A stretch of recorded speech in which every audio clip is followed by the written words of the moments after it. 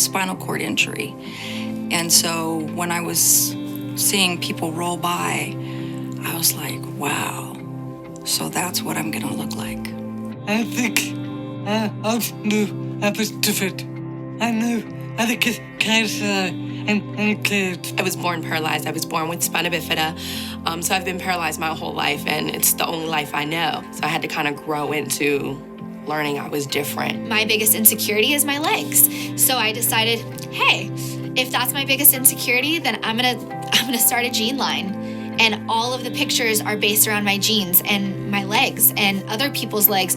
And that's where I realized that it's okay to be different, because once you embrace it, your entire world changes. People need to, they're allowed to react to me a lot of times. So like, I think little jokes like, hey, calm down, it's okay. I'll be okay. I would have people treat me as if I wasn't really there, and I would have people treat me like they didn't want anything to do with me. And perhaps it's because they were scared and they didn't know any other response. One of my favorite things is when I'm out in public and I have all my girls with me who are all in chairs, who are all gorgeous. And we literally love when we see heads just turn. Society doesn't correlate disability and being attractive. We are beautiful people. Everyone's beautiful in their own way, but we can be stylish. We can be gorgeous and stunning and fabulous, as I like to say, because yes, I see myself as being fabulous. Being a dancer, once a dancer, always a dancer, I didn't stop. So I would go out to the clubs and I would get my boogie on. And I was surprised by how guys would approach me and be like, hey, you're hot. And they wouldn't say, you're still hot. They would say, you're hot. There's the bad and there's the good. So as long as you're focusing on the good, then the bad just seems to melt away. We're only given one life, and you gotta be proud of it. You want to bust a couple of moves? Oh. Perfect. Let's get a cut.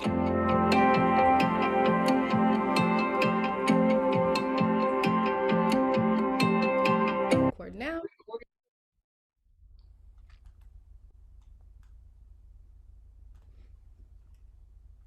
Stephanie.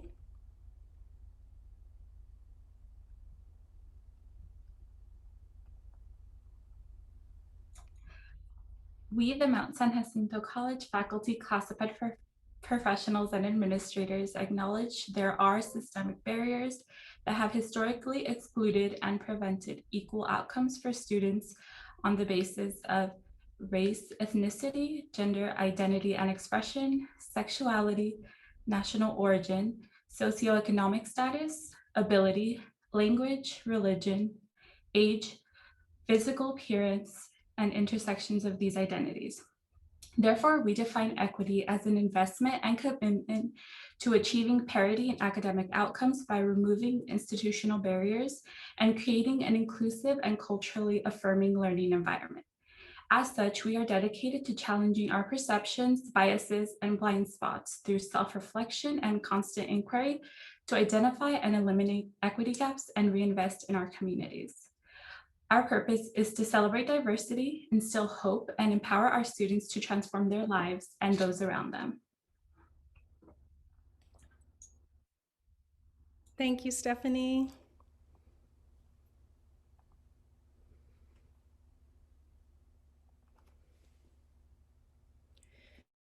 So hi, and welcome to our 5th annual Disability Awareness Month celebration at MSJC. My name is Lisa Yates, and I'm the full-time counselor in our Accommodation Service Center. I'm an African American who identifies as female. I have light brown skin and varying shades of mostly gray curly hair. I'm wearing a white blouse, and my background today is an image of the entryway to the MSJC library in Menifee. I join the MSJC community in acknowledging and honorably recognizing our expression of gratitude to the original people, homelands, territory, and ancestors of the Cahuille, Angva, Chumash, Luceño, Serrano, and Kumeyaay peoples, whose lands we are so grateful to live and work and learn on. This allyship and solidarity serves as respect to all Indigenous communities and environments on which we have the privilege to be on.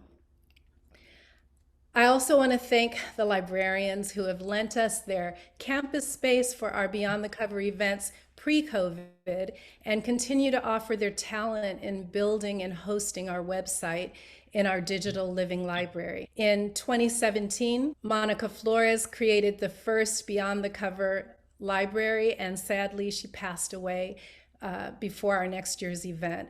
I think she would be amazed to see how her little library has grown. Sherry Moore, Anya Franklin, Adrian Walker, Kalia James, Jan Sweet, Anthony Navarrete, you are all awesome allies, and I truly appreciate you. Because of you, there was one less software that I had to learn. Thank you also to the former Diversity Committee for past support and for our Campus and Community Engagement Committee. This year was our first time collaborating with them, and brainstorming with Jacqua Morrison was super helpful. A little housekeeping. All of the mics are muted. That's kind of contrary to the format of Beyond the Cover because it's supposed to be a conversational format, but like many things, we have adapted to the new normal. Please use the chat to introduce yourself, say hello, tell us where you're from, and to share your thoughts while you're watching the videos. You'll also see links to the post-event surveys popping up periodically. Please click on the link when you see it so that you'll be able to access it after the event. And please take a few minutes to complete the survey when you leave. If you are a student and you want extra credit for attending, there will also be a link to a form popping up in the chat for that purpose. During the event, you can input your information or you can do it after. And if you have any questions that you would like to have answered by our panel of living books, please use the Q&A, the question and answer feature of Zoom, and one of our ASC staff will unmute you so that you can ask your questions.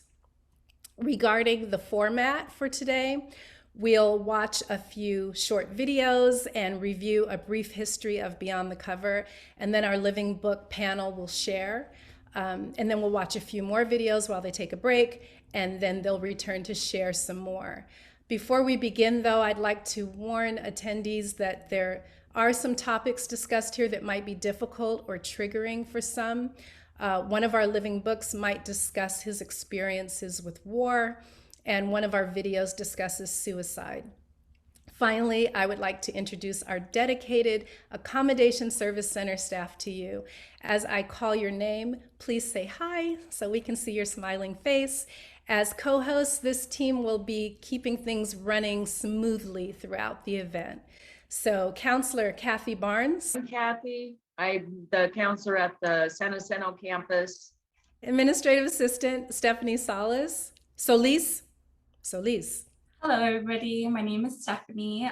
On behalf of the team, I want to thank everybody for coming to our event and supporting our students.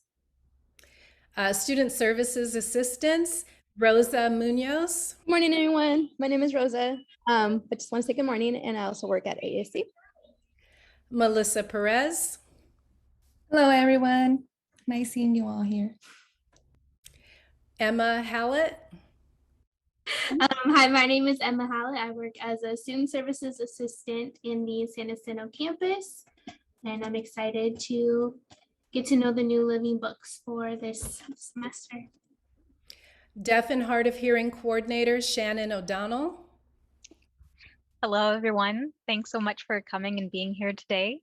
As Lisa said, my name is Shannon. I'm the Deaf and Hard of Hearing Coordinator here at MSJC.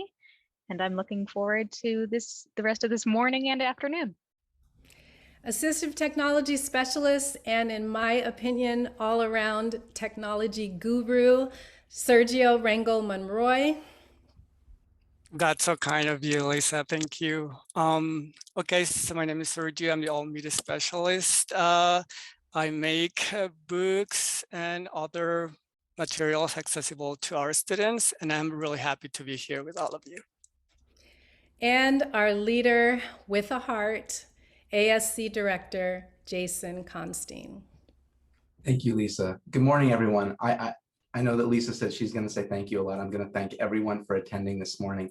And I know that you're all going to really enjoy the program that Lisa's put together, that everyone's put their hard work into. And I just want to thank you for attending and being part of our celebration this morning. This event is so special to me because I'm part of the disability community myself, and I use the services in college. And I know that the challenges that the students that are going to share their stories face from a personal level, and that's really what made me get into this field. I spent years in law enforcement, and I knew that my heart belonged in disability services. And we welcome you from ASC from the bottom of our hearts, and we appreciate everything. And I want to share a quote with you, and it's a quote that my late mom shared with me, and it's one of her favorite quotes, and it says, "Our greatest weakness lies in giving up." And it says, the most certain way to succeed is to always try one more time. And I think that that's what you'll get a lot from the stories that you hear today. Challenges are in front of all of us, obstacles are in front of all of us. And you'll see the stories that are shared with you today, and this celebration in general, it just always tells you, never give up, and you always try one more time. And with that, and that quote is from Thomas Edison. And I want to thank everyone. Obviously, if we have any board members here today, our executive cabinet, leadership, faculty, staff, students, everyone, outside guests, anybody that's our community partners, again, we really appreciate you coming out this morning. And with that, I want to welcome our leader, our college's leader, Dr. Roger Schultz, who's going to say a few words this morning. Dr. Schultz. Thank you, Jason. Good morning, everyone. I apologize that I am not in as great a setting as you all. I ended up being at an in-person city managers forum that ended up running late because I think people were so happy to be in person at this event. And I'm apologizing that I'm coming from my car, but I'm just glad to be here to be a part of this special day. And I want to salute the persistence and tenacity of everyone, but in particular, our ASC staff, to hear that this is 5 years going strong and getting through COVID, that we're not letting that barrier get in front of us. And I think that's a testament to just the spirit of our student services team and everyone at the college, including not just the staff, but our students. And as we celebrate the diversity of our students and the challenges and the success and the overcoming, I salute you all for being our students. I thank you all for participating in this event and just making MSJC such a special place, whether you're staff or students. You know, I know it sounds kind of corny, but we are such a family, and families bond together and get through the tough times. And then we celebrate those achievements and overcoming, just like we are today. So great job to the team. Great job to our students. Have a great day. And again, I'm sorry I can't be with you because it'd be dangerous for me to drive and participate to get to my next meeting. But anyway, thank you all for today. And again, I salute you all. Jason, back to you. Thank you very much, Dr. Schultz. We appreciate all your support. I also know that we have a few words from our interim Vice President of Student Services, Rebecca Teague. Rebecca. Thank you, Jason, so much for that introduction. And I'm going to continue with Lisa's thanks. This is a moment of Thanksgiving. So thank you, Jason. I know that without you, we wouldn't have that leadership to be able to be innovative and creative and allow the team, the ASC team, to be able to do this amazing work. So we absolutely appreciate you, and we are so thankful you're part of the team. Lisa, oh my goodness, another year of this event. I'm so proud of you. I'm so excited to be working alongside you in student services this year. It has been an absolute honor and privilege. So thank you so much for everything you do. And then back to our ASC team. I met you all about 6 months ago, before I was even the interim VP. That wasn't even in the anything yet. And I am just so pleased to be able to work alongside you. I wanted to share just a little story. I'm turning into a storyteller as the interim VP of Student Services. I don't know what's happening, so I will not take a lot of time. But I did meet with the ASC team several months before I became the interim vice president of student services. And the heart that they have for our students with disabilities is just unparalleled, and it's unapologetic, and it should be. But what I found in that conversation with them as they were proposing just different things on campus, facility requests, professional development for our faculty, our staff, our students, our leaders, all of the things that they were requesting were absolutely a need that we have on campus for our students with disabilities. But I think what broke my heart the most was that they even had to ask. It shouldn't be an ask. It should be a given. We should absolutely be centering the student population as we do all of our other highest priority groups. And that is what inclusion is about, folks. It's about not having to ask. It's not saying that we should have. We absolutely just need to. And so all I would say is I would encourage you all, as you're listening to the beautiful stories that we're about to hear about these experiences of our students, our scholars with disabilities, I think it's really, really critical that we all challenge ourselves today to come with an open mind and open heart, and to also recognize that we need absolute change at MSJC. We need to change the culture of that I don't ever want to hear again that we should have done that. No, it's automatic. It has to happen. And so as you're creating programs, as you're doing events, as you're in the classroom, as you're on the frontline staff, I just ask that you always keep this population in mind in everything that you do. And so with that, I'm just beyond humbled to be able to serve alongside you all. To our student speakers, thank you so much for coming forward today and sharing your story. It is absolutely an honor to hear them.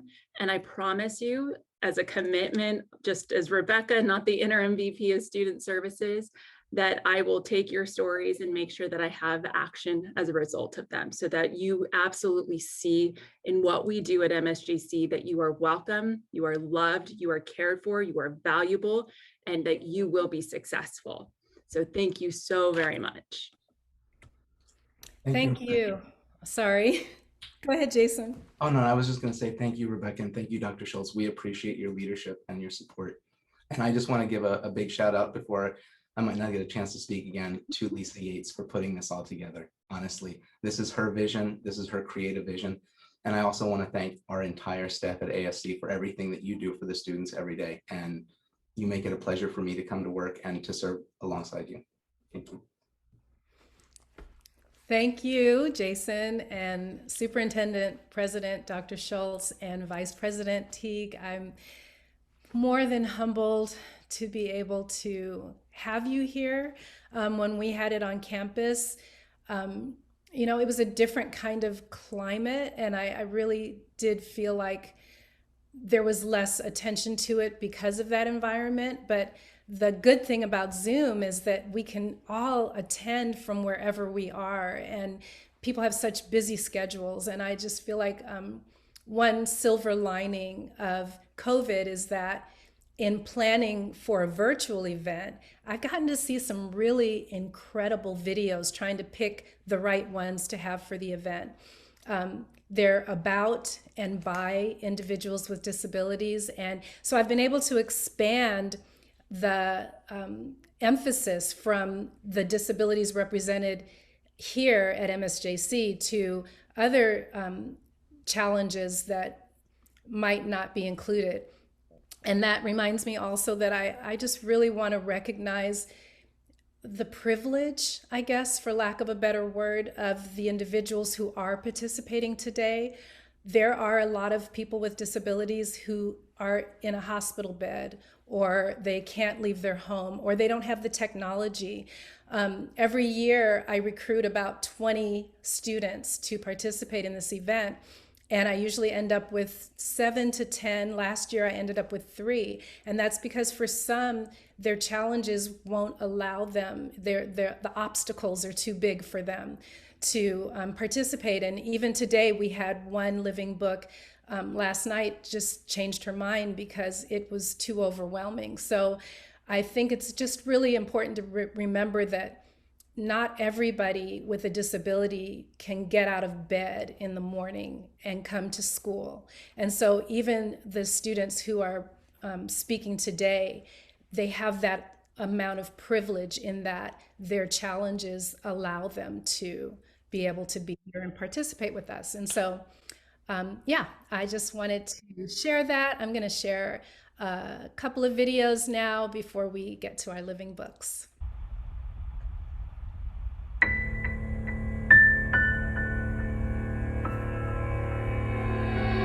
Like the sea meets every shore, not an if, but it's a when. From beginning to the end, I am fire in the rain. I've been through it all before, and I'd go through it again. Feel me burning from within, 'cause I am fire in the rain. On a race, so we can motivate this generation of our people to the center stage. Undivided, we are one. When it's said and done, just try and become a better man, a better son. No shadows if you face the sun. You could try to run, but it's only that far. Fall in the sky if you aim for the stars. Out of this world, feel like we hit the ceiling, breathing like we living up on Mars. Never the same, people can't change, shivering in pain. Remember to dance like nobody's ever really watching you. They can't see your tears fall in the rain. Nobody can see a teardrop in the rain. Like the sea meets every shore, not an if, but it's a when. From beginning to the end, I am fire in the rain. I've been through it all before, and I'd go through it again. Feel me burning from within, 'cause I am fire in the rain. Nothing to lose, just give it all. Ain't nothing wrong with you taking the fall. If you feel tossed, then get up on the third and make sure that you come back on and standing tall. Some days you just gotta try. Take a leap of faith, you might even fly. Ain't nobody can stop you, and the only limit that you got up here is the sky. Asking why, looking for signs. Search to the end of time. Lost, can't seem to find a peace of mind. Here's a peace of mind. Ever thought about the strength you possess? Life throws you obstacles to test you. It's only so that you could bring out your best. I gotta confess. Like the sea meets every shore, not an if, but it's a when. Until the From end. beginning to the end, I am fire in the rain. Let it burn Been now. through it all before, and I'd go through it again. I can't Feel stop me now. burning from within, 'cause I am fire in the rain. 'Cause I am fire in the rain.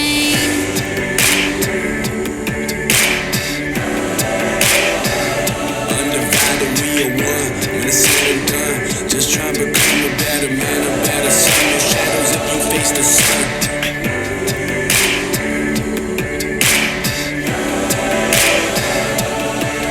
Never the same, people gon' change. Even in pain, remember that this ain't nobody's ever really watching you. Watch the fire burning in the rain. Come on. Sea meets every shore, not an if, but it's a when.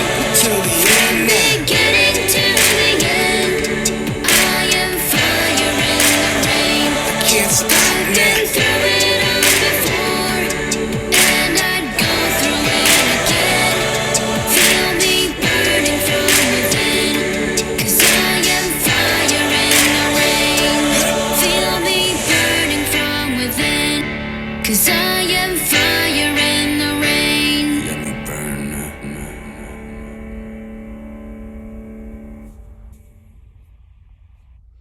I showed this video last year, but I thought I'd share it again because I just love it. All of the choir members have some kind of disability. Some are apparent and some are not. But what I see is a diversely abled group of beautiful, talented people who 40 years ago would not have been allowed to be seen in public. They couldn't go to restaurants or public school. And so this video is a celebration to me, and I'll probably show it every year. Next, we're going to hear from a comedian with a unique perspective on the intersectionality of disability with race and gender and religion and nationality. And that is very much an emerging topic right now, because disability has always been seen as a separate category, but disability studies and disability scholars are starting to look at the intersectionality of those different social justice issues. So I thought she was pretty funny, but also very poignant, and I hope that you'll like her.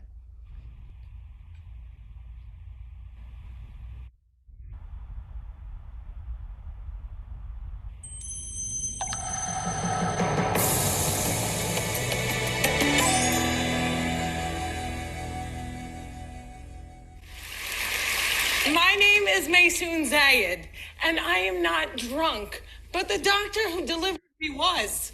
He cut my mom 6 different times in 6 different directions, suffocating poor little me in the process. As a result, I have cerebral palsy, which means I shake all the time. Look. It's exhausting. I'm like Shakira meets Muhammad Ali. CP is not genetic. It's not a birth defect. You can't catch it. No one put a curse on my mother's uterus, and I didn't get it because my parents are first cousins, which they are. It only happens from accidents, like what happened to me on my birthday. Now, I must warn you, I'm not inspirational. I don't want anyone in this room to feel bad for me, because at some point in your life, you have dreamt of being disabled. Come on a journey with me. It's Christmas Eve. You're at the mall. You're driving around in circles looking for parking. And what do you see? 16 empty handicap spaces. And you're like, God, can't I just be a little disabled?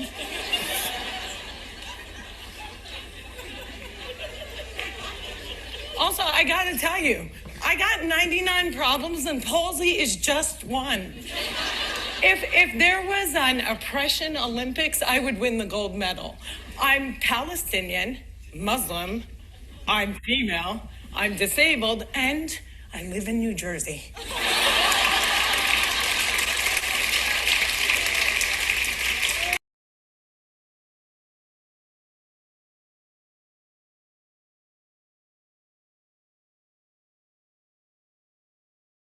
My father's mantra was, you can do it. Yes, you can.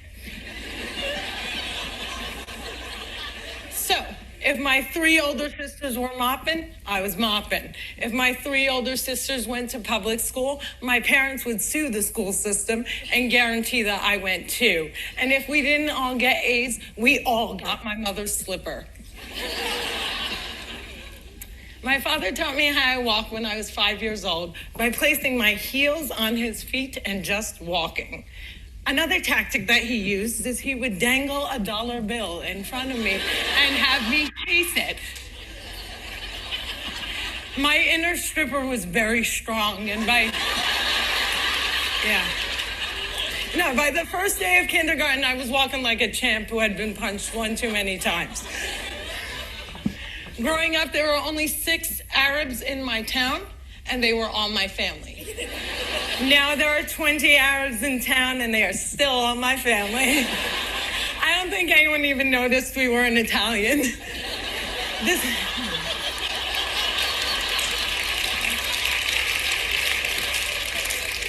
This was before 9/11 and before politicians thought it was appropriate to use "I hate Muslims" as a campaign slogan. The people that I grew up with had no problem with my faith. I have tap danced on Broadway. Yeah, on Broadway. It's crazy. My parents couldn't afford physical therapy, so they sent me to dancing school.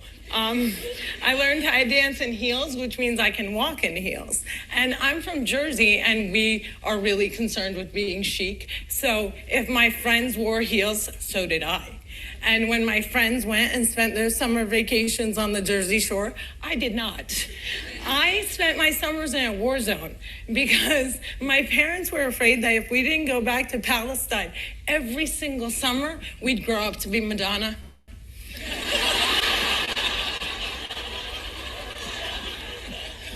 Summer vacations often consisted of my father trying to heal me. So I drank deer's milk, I had hot cups on my back, I was dunked in the Dead Sea, and I remember the water burning my eyes and thinking, it's working, it's working. But one miracle cure we did find was yoga. I have to tell you, it's very boring. But before I did yoga, I was a stand-up comedian who can't stand up. And now I can stand on my head. My parents reinforced this notion that I could do anything, that no dream was impossible. And my dream was to be on the daytime soap opera General Hospital.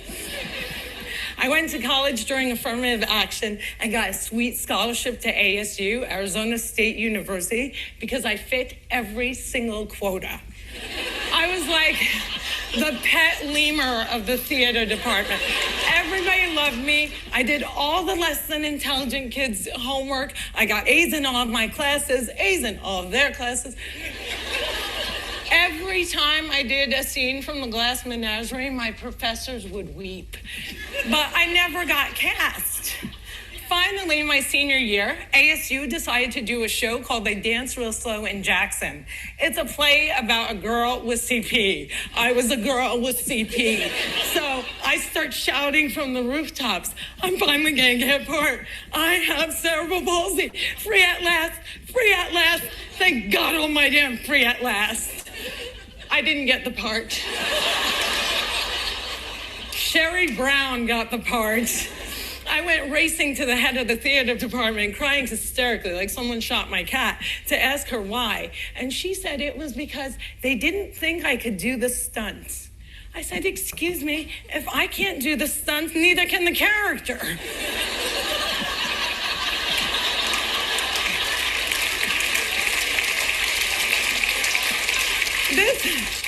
This was a part that I was literally born to play, and they gave it to a non-palsy actress. College was imitating life. Hollywood has a sordid history of casting able-bodied actors to play disabled on screen. Upon graduating, I moved back home, and my first acting gig was as an extra on a daytime soap opera. My dream was coming true, and I knew that I would be promoted from diner to wacky best friend in no time. But instead, I remained a glorified piece of furniture that you could only recognize from the back of my head. And it became clear to me that casting directors didn't hire fluffy, ethnic, disabled actors. They only hired perfect people, but there were exceptions to the rule. I grew up watching Whoopi Goldberg, Roseanne Barr, Ellen, and all these women had one thing in common. They were comedians, so I became a comic. I performed in clubs all over America, and I've also performed in Arabic in the Middle East, uncensored and uncovered. Some people say I'm the first stand-up comic in the Arab world. I never like to claim first, but I do know that they never heard that nasty little rumor that women aren't funny and they find us hysterical. In 2003, my brother from another mother and father, Dean Obidallah, and I started the New York Arab American Comedy Festival, now in its 10th year. Our goal was to change the negative image of Arab Americans in media, while also reminding casting directors that South Asian and Arab are not synonymous.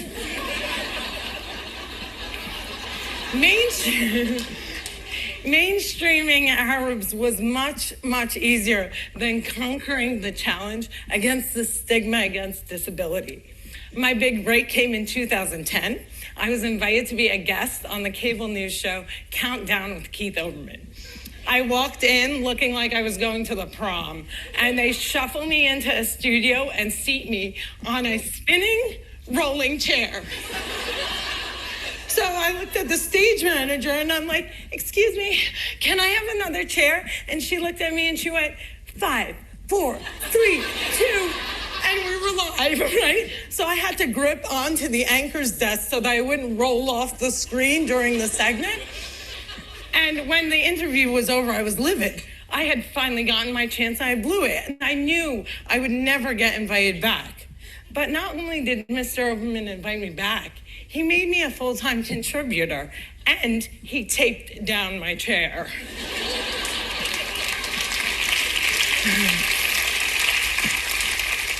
One fun fact I learned while on the air with Keith Oberman was that humans on the internet are scumbags.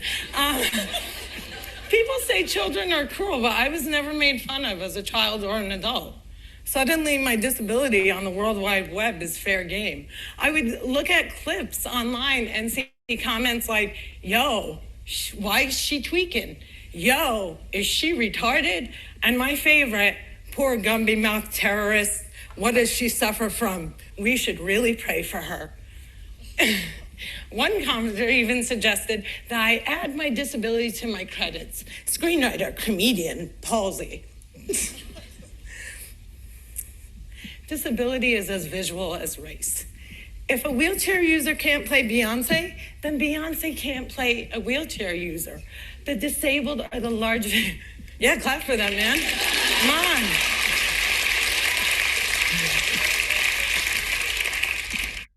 People with disabilities are the largest minority in the world, and we are the most underrepresented in entertainment.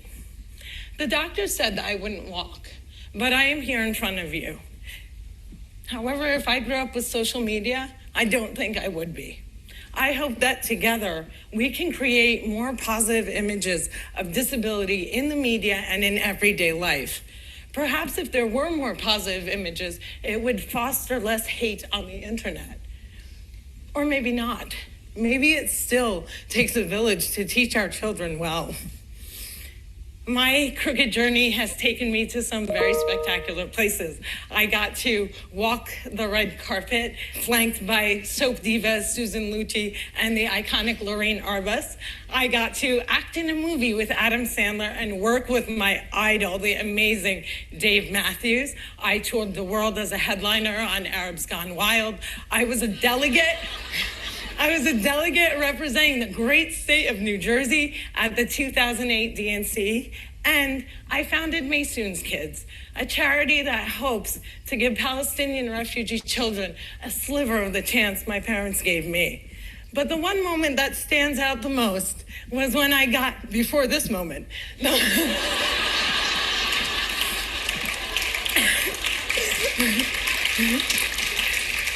But the one moment that stands out the most was when I got to perform for the man who flies like a butterfly and stings like a bee, has Parkinson's and shakes just like me, Muhammad Ali.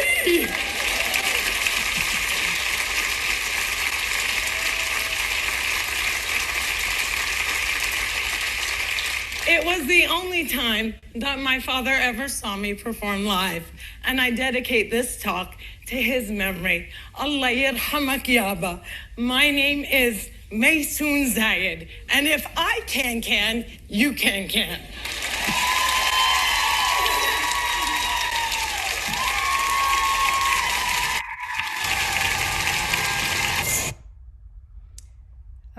Just real quickly, I was trying to, because that was kind of a long video, longer than I would normally have, and I tried to edit out certain parts to make it shorter, but so much of what she said I think was important, and so I just put the whole thing in there. Next, I'm going to share a presentation on the history of Beyond the Cover and some lessons that I've learned along the way working with our students who are living books. Before I introduce our 2021 Living Books, I'd like to share a little history of Beyond the Cover and a few things I've learned over the last 5 years of hosting this event. I was hired at MSJC in 2016, and because even then I viewed disability as a natural part of the human diversity spectrum, I joined the Diversity Committee. I was in my first meeting in that fall of 2016, and Willie Hamilton explained that it was an event planning committee and that we should be contributing ideas for events. So I offered an idea I'd been chewing on for about a year. I left that diversity meeting walking purposefully to my office to get my ideas down, and I saw one of our MSJC students sitting at a table by herself eating her lunch. This is Sunday. I waved at her, not knowing if she was okay with that, because some students don't want to be recognized by the disability counselor outside of DSPS. But when she waved back, I thought maybe I should discuss the idea with her. Without hesitation, Sunday said she would absolutely want to participate because she said that in her entire K through 12 experience, no one had ever asked her to join anything. Never on a team or a group in class, no theater auditions, nothing, and that she felt invisible. I looked at the students sitting in groups and couples at tables around her, eating their lunch and chatting, and her there all alone in her wheelchair, and I felt her public isolation, and I thought maybe if we did this, maybe someone would be walking by her and recognize her and stop to say hello. And so Sunday became our first living book, and I set to planning. On the day of the event, everyone was nervous, including me, because one of our living books, Amanda, was MIA, and I was panicking. I found out later she was in the bathroom trying to talk herself out of running the other way, literally. But she summoned up her courage, and a year later, she presented with me at a disability conference about her experience with Beyond the Cover. And she came back last year as a guest speaker and a graduate of Cal State San Marcos. And she sent me this picture last week from officer training camp. She's living her dream. I remember walking around that first event, listening to all of the really unique conversations and thinking that something important was happening beyond what I'd expected. Students with disabilities weren't just sharing their voices. They were confident and passionate and inspiring and funny and relatable. And then at one point, Dr. Holmes, he was the director of DSPS at that time, he looked at me and he said, "This is something. I've never seen anything like this." And he'd been in disability support services for 20 years, so that meant a lot to me. I was eager to read the survey responses from the event. I'd created surveys to be completed afterwards to see if the attendees or readers learned something from the living books. Also, it was important to hear from the living books about how to improve the event for future participants. So, both the living books and their readers completed surveys, and that first event showed that 100% of readers learned something new, and 97% were surprised by what they learned. And the living books said it was a safe and comfortable format for discussing disability, and they gave me suggestions for how to improve the next event. Here are some comments from a few of the surveys. Joshua, who has cerebral palsy and uses a wheelchair, said, "I loved it. I learned that people are willing to learn about you if you are open to teach them about you." And one of Joshua's readers learned that Joshua doesn't see himself as disabled and would like the same vision from others. Maria, who transferred to Cal Poly Pomona soon after our event, has a learning disability and said, "I was really nervous in the beginning, but I liked the personal growth that happened with myself and others." And one of Maria's readers said, "I was surprised that it took her a long time to get to where she has to be. Now I don't feel as bad that it's taking me so long to complete my classes." Angela was a nursing student with a learning disability. She said, "It was empowering. I think every college needs to do this for their DSPS students." And one of Angela's readers said, "I learned that how a person learns doesn't define who they are." So 5 years later, and that first group of living books is now part of a living library of champions who have stepped way outside their comfort zones to share their stories of discrimination, vulnerability, and struggle as they instruct others about how they manage to push through their obstacles. At first, the plan was to do the event every spring.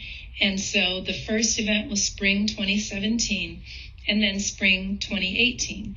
And somewhere in there, we connected it to Disability Awareness Month, which is October. So in 2018, we did April and then October. Next was fall 2019. These events were all on campus inside either the Menifee or the San Jacinto Library. And then a pandemic. We almost didn't host the event because in my narrow definition of conversation, I thought it needed to be face-to-face to be effective. But then that view shifted during an intake with Tyler Christopher, because what he said about being a Black man with depression and anxiety in the summer of Black Lives Matter protests made me think that there were some important conversations that needed to happen in that context. Which brings us to this year, and virtual conversations are normal along with Zoom backgrounds of the library. Next, I'll share some things I've learned along the way. The living books are increasing awareness and understanding and hopefully reducing stigma, and that can transform learning and transform communities. And in developing their self-advocacy skills and confidence, the event is also serving to transform the lives of the students with disabilities who participate, besides aligning well with MSJC's vision. Beyond the Cover also provides a way for the college to implement the United Nations and World Health Organization's 21st century imperatives to governments, communities, and schools to improve the lives of individuals with disabilities by increasing awareness and understanding in order to reduce stigma. It's important to clarify that Beyond the Cover is not purposed to give students with disabilities a voice. Rather, it's an opportunity to use their own voices to share their lived experiences and shape their own reality. This is the essence of critical pedagogy, according to Paulo Freire. It's a subtle but important distinction, because if the instructor is in a position to give an oppressed student a voice, then that instructor is still in a position of dominance. But when an educator facilitates an environment in which students are free to share their lived experiences, then both the oppressor and the oppressed are liberated, because both learn and both teach.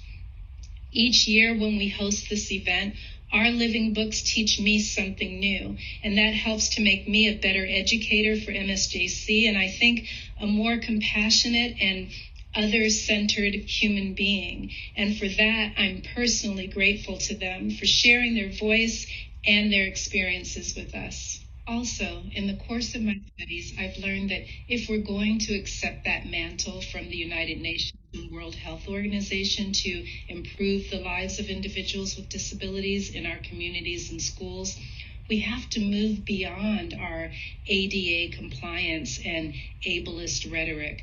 We need to move beyond circles of certainty that keep us stuck in our comfort zones, and move beyond non-disclosure that perpetuates shame and stigmatic thinking. Lastly, often people say to those of us in disability support services that they're thankful we're here and that they admire the work we're doing for this vulnerable population of students. And I know what they're trying to say, and I appreciate the sentiment. But really, our policies, procedures, and practices require us to provide a welcoming environment where we can listen to the students. That's the intake process. And then we use that information to figure out what they need. That's the support and services we provide so that they can go to class and do their best work. That's on them and their teachers. All we do is welcome and listen to the students to figure out what they need so they can do their best work. It's really that simple, because if they have what they need, then they can do their best work. So it's not special what we do in ASC. It's pretty basic if you think about it. And over the centuries, philosophers and scholars like Catherine Macaulay, John Dewey, Abraham Maslow, Paulo Freire, Martin Luther King Jr., and Jane Rowland Martin have argued that that is what we should be doing for all of our students, welcoming them and listening to them to figure out what they need so they can do their best work. But we in higher education like to take simple things and make them complex. We want to give them what we think they need or what we need to do our best work. And that's important, but it doesn't always match up with what they need. So next, we're going to hear from some of our MSJC students about what works for them. But it's important to remember that these students don't speak for all students with disabilities because brains are more unique than fingerprints. So we need to listen to each student to find out what they need so they can do their best work. I think that's what true educators do, whether those educators are in enrollment services or financial aid, counseling or the cafeteria, instruction or administrators setting policy. If we want to help students succeed equitably, we just need to listen to the students to figure out what they need so they can do their best work. And the rest is up to them. Thank you for allowing me to share our brief history of Beyond the Cover and some of the things that our living books have taught me along the way. It's now time to hear from our 2021 living books to find out how they do their best work. And I know we're going to learn some things along the way. So, with that said, each living book is now going to share their abstract from the webpage. That's how we're going to get started. And if while they're sharing, if you have any questions that you would like to know more information about, put it in the Q&A, and then one of our ASC staff will call on you. So Julius, hopefully everybody can Hey see. guys, my name's Julius. I'm a business major, and I hope to open my own gym one day. I grew up in Arkansas. Before my dad and I moved out here, I was big into boxing. I was like in the best shape of my life, had like all my goals and dreams planned out, and it kind of fell through. So 2 years ago, I was diagnosed with a medical condition that causes extreme fatigue and brain fog. And I've learned to be really strict with myself. Take medications when I need to, but I have to apply a lot of extra effort and energy in everything I do. Before COVID, I had frequent flare-ups, but during the shutdown, I had a lot of time to figure out what I needed to do. So that was kind of the silver lining. Also, I got a dog. His name's Otis, and he helps me keep a routine, which I really need to stay strict with myself. I learned by being active, and eventually you just get used to being tired all the time. But when I'm not and I have a good day, it's kind of surprising. But most days I just try to tell my challenges, nope, you're not messing with me. Thank you, Julius. James? Good morning. I'm James. I completed a military career even after breaking my neck, and I was able to retire after 20 years of service. During that process, learning to manage my pain, it is a process. And through my military career, I was also deployed and learned that war affects everybody in different ways. I have been blessed that I do not relive the horrors that I have seen after 2 deployments to Iraq and Afghanistan. But many of my colleagues cannot move past the traumatic events they have seen. We all have different issues that affect our lives. All of us have unique struggles we go through, and they are personal to us. By God's grace, we possess different gifts. I was told myself in my childhood and young adult that I was not smart enough. But now I'm in my second master's program studying theology and cross-cultural ministries. Being intelligent is not easily quantified. No one can understand the level of pain you are experiencing. And no one can relive or understand the traumatic events that have happened to you in your life. In the end, it's by God's grace that we can move forward, but you don't have to do it alone. There are others out there. Thank you, James. Denise and Melissa. Hello, everyone. My name is Melissa. I am the Student Services Assistant for ASC, and I will be reading for Denise Sanchez. Looking through my eyes. I'm 28 years old, the oldest of 4 girls, and I'm going to graduate in spring with 3 AA degrees related to social behavioral sciences. I want to be a therapist because of the things that came my way in life. I want to help someone that's going through similar things. I wasn't born like this. I got sick when I was 3. I remember not being able to walk. It would come and go between the ages of 3 and 9. Then one day when I was 8, it came back and it stuck. And I got diagnosed with multiple sclerosis when I was 9. I also started having seizures around that time, but that is not part of MS. It's hereditary. I've tried different medications from MS, but they always have really bad side effects, and so I only take medicine to control my seizures now. My vision problem is a rare side effect of MS and started changing when I was 9. I can see best up very close, but I can't see small print letters. People don't understand, and I think I could just blow up the images, but then the images get blurry, and I have glasses, but they don't make a big difference. I'm struggling with my visual impairment, not only in school, but also in society stigma and in my family. People judge me for my tremors and my eyes. Someone once asked me if I was on drugs. They tell me to just look at them or look at the camera, and I have to remind them that I am looking at them. Thank you, Melissa and Denise. Carla. Can I also add more to it while I'm reading it? Sorry. Sure. This is your story, so go ahead. My name is Carla Valencia, and this is my story about my disability. It's called Learning My Learning Space. I'm 19 years old. This is my first semester at MSJC. I was diagnosed at age 8 or 9, and my mother told me that the doctor had told her when she diagnosed me that I would never be able to learn or be a normal child, and I will just end up failing in school and in life, that I just won't be as normal, and I won't learn like others. And I plan to major in psychology. I live with my mother, my brother, my grandparents in a lively household in San Jacinto. I have attention deficit disorder, which is known as ADD, and so does my mother, and my older brother has ADHD. And it can be hard to study at home with so much going around me, and it's harder to I believe that it's harder to diagnose ADHD in girls.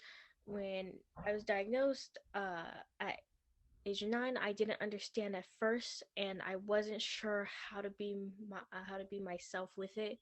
In San Bernardino, the schools didn't have much to support my ADHD, so all I knew was that I was different from other kids and had a different space. We moved to San Jacinto when I was in the 5th grade, and the school gave me rewards for getting my work done, and I liked it. I wanted to get on a roll, and those rewards helped me to focus on my issues, to understand what I needed help with. I wanted to do well for my family, so I started learning about my ADHD, and so I could understand it better and what I needed to get done. Thank you for that. And then next we have Janae. Hi, I'm Janae. Growing up, I was always a quiet girl with not too many friends. I always got asked, why don't I talk to very much? It was for several reasons. I was very anxious about social situations, and I did not know what to say. I had the constant fear of being judged. Now I suffer with generalized anxiety disorder, trichotillomania, which is a compulsive hair pulling disorder, and depression. I have learned new ways to manage these disorders with help from my family, boyfriend, and psychiatrist. Although it is a constant daily battle, I thought I was never going to succeed at anything, and I was always going to have these struggles. Also, losing my best friend Savannah to adrenal failure in 2019 really impacted me as well, as she is the person who gave me the best advice, and I love her Miss dearly. But I know she's proud of me and how far I've come. Now I'm a fourth semester nursing student, looking forward to become a mental health nurse, as it is something I can relate to. I want everyone to know that a disability does not define you, even though sometimes you may feel like you're alone in a world of your own. Thank you, Janae. We have one more. We have a student who wanted to participate, but she's working today. So we recorded her portion. And I'm going to share. Hi, my name is Diana Johnson. I'm 32 years of age. I was born in Yokosuka, Japan with a cardio defect. I underwent 2 major open heart operations. I was 11 months old the first time and 21 years old the next time. Because of my heart condition and my learning disability, I've always struggled with education. I was a special education student in high school with an IEP, and math was always especially hard. Despite the fact that I did not pass the high school exit exam because of my learning disability, I was given an extension to graduate. I've attended numerous schools and colleges, but I've never given up my hope of finishing my education. After 4 years at MSJC in May 2020, I received my first associate's degree in social behavior science. I previously worked with Be Together and currently employed by the Hammond Unified School District, while I finish up associate's degrees in child and adolescent development and early childhood education. I've decided to pursue a bachelor's degree and major in education in order to give back to members of the community who have faced similar challenges as mine. Thank you. When I first met Diana, she had just registered, enrolled in MSJC, and she had to take a break like her first semester because she had to have another open heart surgery. And, you know, she just kept pushing and pushing, and her tenacity has gotten her. Finally, she decided to just get the social behavioral science degree because she didn't have to take math, because she tried and tried and tried. And she got that, but then she came back and said, nope, I want to get the associate's degree to transfer. So she's still working on that so that she can transfer to a university, because now she wants to teach. So it's the difference that education makes in the lives of people with disabilities is amazing. And unemployment rates plummet if they have a degree. So it really makes a big difference. So let's get to the interactive part.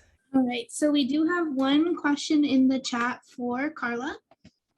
So it says, what techniques do you use to stay focused? And did you use the same ones in high school? Or did you have to adjust because the school structure is different? Thank you for the question, whoever asked. For me right now, I'm still struggling to find where I'm at with the focusing. With high school is way different. They with the IEP they had a different approach to it, and it was a bit more like, you know, they put it was more like they put everything, they helped you with everything. They were planners, they were, you know, there for you, they're helping you, they'll talk to you about, you know, your grades and stuff like that. But it's like now I need to learn how to be my own planner, to be my own organizer. And I'm still trying to learn new techniques to stay focused, but it is a bit different with high school, and I'm learning how to adjust for ever since. Thank you for sharing. We do have another question for Janae. It says, do you feel being more successful taking online classes because you are in the comfort of your home? Hi, thank you for the question. Actually, this semester I've had to go back in person, but last semester, since we were online, I found it a lot easier and a lot less stressful on myself. It's always nice not having to get ready and take all that time for effort. And I felt like I could focus more at home. At school, I guess I get, surprisingly, I get more like, I feel like I get like during lectures when they're really long, I get bored. And at home, you can take your time through those lectures. So I felt more successful at home, I would say. And I just want to add, that's one of the things that's been very, students with disabilities have been very diversely impacted, I think. Some are really thriving in the online environment because of that, but then there's so many distractions at home that it's more challenging. So I think it's great that it's working for some people. Okay, I have a personal question that I want to ask Denise, if she's willing to answer. The question is, how important is accessible documents for you in your classes that are virtual or online? Very much so right now. I have a math class that I'm struggling to get everything accessible for me. But as long as I'm taking online classes, they're pretty good for that. So the online format has made things more universally designed, right? Exactly. For people, yeah. Exactly. And if they're not, I'll just send a message to my professor saying like, hey, can you make this a bit more accessible? And they're more than happy to help me on those. Thank you. We do have a question in the chat from Rick Martinez for James. So I'm going to go ahead and ask Rick to unmute so you can read his question out loud. Well, thank you very much. My question is for James. You mentioned prior military, you came back and you adjusted well. And my son served and he struggled. He struggled a lot. He was a corpsman and he struggled. So I'm really glad that you didn't have to go through that. My first question, what did you do? How did you manage that? And then secondly, the night terrors and the nightmares. You also mentioned you didn't struggle with that. Is that common in your experience amongst returning soldiers? Good question. And I can relate very much to what your son's going through. Yes, I was a corpsman for 20 years also. 15 of those years were with the Marines in Afghanistan and Iraq. One situation that we dealt with in Iraq, it was a horrible situation. A lot of people were struggling with it. And I had the same question. What were you able to do to get past it? And the truth is, you're never going to get past it. It is a part of your life. Faith for me is the number one thing that gets me through it. And understanding that it is something that happened that you cannot change. And nobody can change it for you. You have to rely on something outside of yourself to take that pain away. Some people unfortunately do go with medication and alcohol and overindulge in those to help them. Myself, I rely on God, and He has taken away a lot of that pain that I have seen and dealt with. Transitioning from the military into the civilian community, it is difficult for a lot of military veterans, and the ones I see struggle with it the most is their identity is more tied to military than not. I have a strong family life, and I knew at the end of the day, my identity as the time, I was a hospital corpsman in the United States Navy, but that's going to end sometime. Where is my identity going to be after that? And my identity is as a father, a husband, and that is my identity for the rest of my life. The military was just a short part of that. It was fun, sometimes not so fun, but those are the two areas I would say that, you know, transitioning from the military to civilian, back to civilian life, is understanding that the military is only a short part of your identity or your career. It's always going to be with you. And then for the post-traumatic stress issues that a lot of people have, it is being able to find a community that you can talk to openly and honestly. And that's the difficult part there, is people in the military, especially the gone to war, have seen a lot of stuff. And if you're not able to express that, and a lot of civilians don't like to hear a lot of stuff, and honestly don't like the way the military talks sometimes. And that's where my strength comes in, even as in pastoral care. I'm not afraid to hear some stuff that other people might not want to hear. So I can talk through it and stuff like that.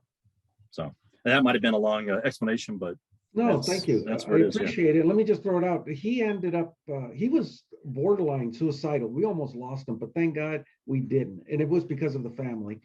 But then he created a podcast called Devil Doc. I don't know if you've heard of him, but he's out there doing his thing, and he's talking to others and trying to get people to call in so he can help. So I think that's pretty much what saved him, was having that podcast. So thank you for your response. I do appreciate it. Yeah, thank you for your question.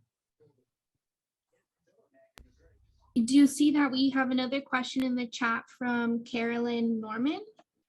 Okay, I'm seeing she does not have a microphone, so I'll just go ahead and ask it out loud. The question says, a significant number of the library's resources are in e-format. Do you have the tools needed to access the resources? If not, how can we help you? So I wonder if that might be to Denise, a question about accessing the resources. Can you take that, Denise? Yes, I can. Actually, that's a good question, because I struggle a lot with accessing like library documents, even when it's online. But all I have to do is, you know, take a minute and just take it one step by step. And I know that all of those resources are available to me. If not, I could just always talk to a librarian, and they're more than willing to help me out. So yes. Do you mind if I add something to library resources and books? Yeah. All right. Yeah, because like I said, I'm continuing my education and I'm in a graduate program. And there's a lot of reading that we have to do. And you can see that. And there are sometimes where there's hundreds of pages in a couple days we have to read. Myself, I have dyslexia and slight ability to read quickly with ADHD and stuff like that. One thing I have found that helps for anybody out there that has these same issues is getting an e-format. And what that helps me do is I get the read-along version, and I can listen to that at 3 times speed while I'm reading the hardcover book also, and being able to highlight in the hardcover book while I'm listening at three times speed to get through all the reading and resources that way. So if you're in a course where you need a hardcover book, it is very advantageous to find an ebook also, or request an ebook through Disability Services to be able to listen at the same time while you're reading your hard copy book also. That's a really good tip, James. I listen to books as well, and it helps to reinforce the information, because you're getting it through your ears and through your eyes at the same time. And that's awesome. So we've got a few more questions, I think, Emma. Yes, so I do see that we have a question from Christine Lawson. So I can go ahead and unmute you if you'd like to ask your question for Janae. Hi, Janae. I'm Christine. I just have a few personal questions. I was wondering, like, if you think the environment you were in growing up had like a huge effect on your anxiety and depression, and if there were any other treatments that you had to take besides seeking a psychiatrist. That's a good question. So growing up, I do think the environment I had growing up with did have an impact on my anxiety and depression. I have an older sister who has muscular dystrophy, and she requires a lot of care. And growing up, my parents, like everyone was really paying attention. Like a lot of attention went to her because she was sick, and I felt like that just added to my I guess not like I felt left out kind of. But I understand like she needed, more care than I did at the time. So that, and also just the environment at school, I was always just, I didn't have a lot of friends, so it made me really anxious and depressed. So that also impacted the situation. And then for other treatments, currently I am actually in an exercise program. I go to the camp in Menifee, and it's really helped with my anxiety, like release all the endorphins. It's really helped. And then I've also I also do like the deep breathing and relaxation techniques help too. Perfect. Thank you so much for sharing. You're welcome. Can I just piggyback off of that? There was a study when I was in my grad school program where they looked at individuals with depression and anxiety, actually, and they were all on medication, and they had them go to college early in the morning and do aerobic exercise. And like all of them were either able to reduce their medication or go off of it completely because of those endorphins. So you just helped me connect that theoretical article to like real life. So thank you. You're welcome. Then I do see that we have a question for Julius in the chat from our director, Jason Constein. Thank you, Emma. Hi, Julius. I just had a question just because when you were going through it, just about maybe to describe that daily routine. And I was interested the role that Otis helps you play or plays in you getting on with your daily routine. If you could maybe just go through that a little bit. He's been great. He's been like my little workout buddy, honestly. Like it's been hard for me to it was hard for me to get back into a routine and stuff, but he's like clockwork now. Like it will get me up at 7. We go I'm getting back to running and everything. Not as the best shape that I used to be in, but we're getting there. And I feel like I have to the threshold's getting higher because he's getting older. So I don't know, it's hard to keep up with him now. Before he couldn't even keep up with me running, but now he's leading the pack. So that's awesome. Does he help with your studies and getting you motivated for that as well? Sometimes he likes his attention, so but he's kind of helped me stay patient, and I'm okay, help me get out of the house, so I'm not just so preoccupied with getting stuff done and just focus. I'm really strict about sticking to my schoolwork and stuff, but he helps me remind myself to get out, get my workout in and stick to work-life balance, That is great. Thank you so much. Then I do see we have one more question from Alyssa Garcia. I just have questions to anybody that would like to answer, because I have 2 child with disability myself, and I just want to make sure as a parent, what can I do to help my children to keep going forward and pursue their higher education? I know every choice are different, but I just want to see some general ideas. Can I just jump in? Sorry. I just want to say that is such an important question. And I think that's a role that our living books can really help with because they've been through it. And so I'm really excited to hear this answer. Thank you for asking. I'll start off answering that question because I am a father too, and I have nieces and nephews. And but from my experience, what I went through in school with a learning disability, it was more that it was too much trouble to deal with me. So let's put you in these special classes where, especially with math, since I'm not good at math. Funny enough, I taught it in college, but I wasn't good enough at math, so they're going to put me in this class and just ignore me. For kids, especially my own and helping with others,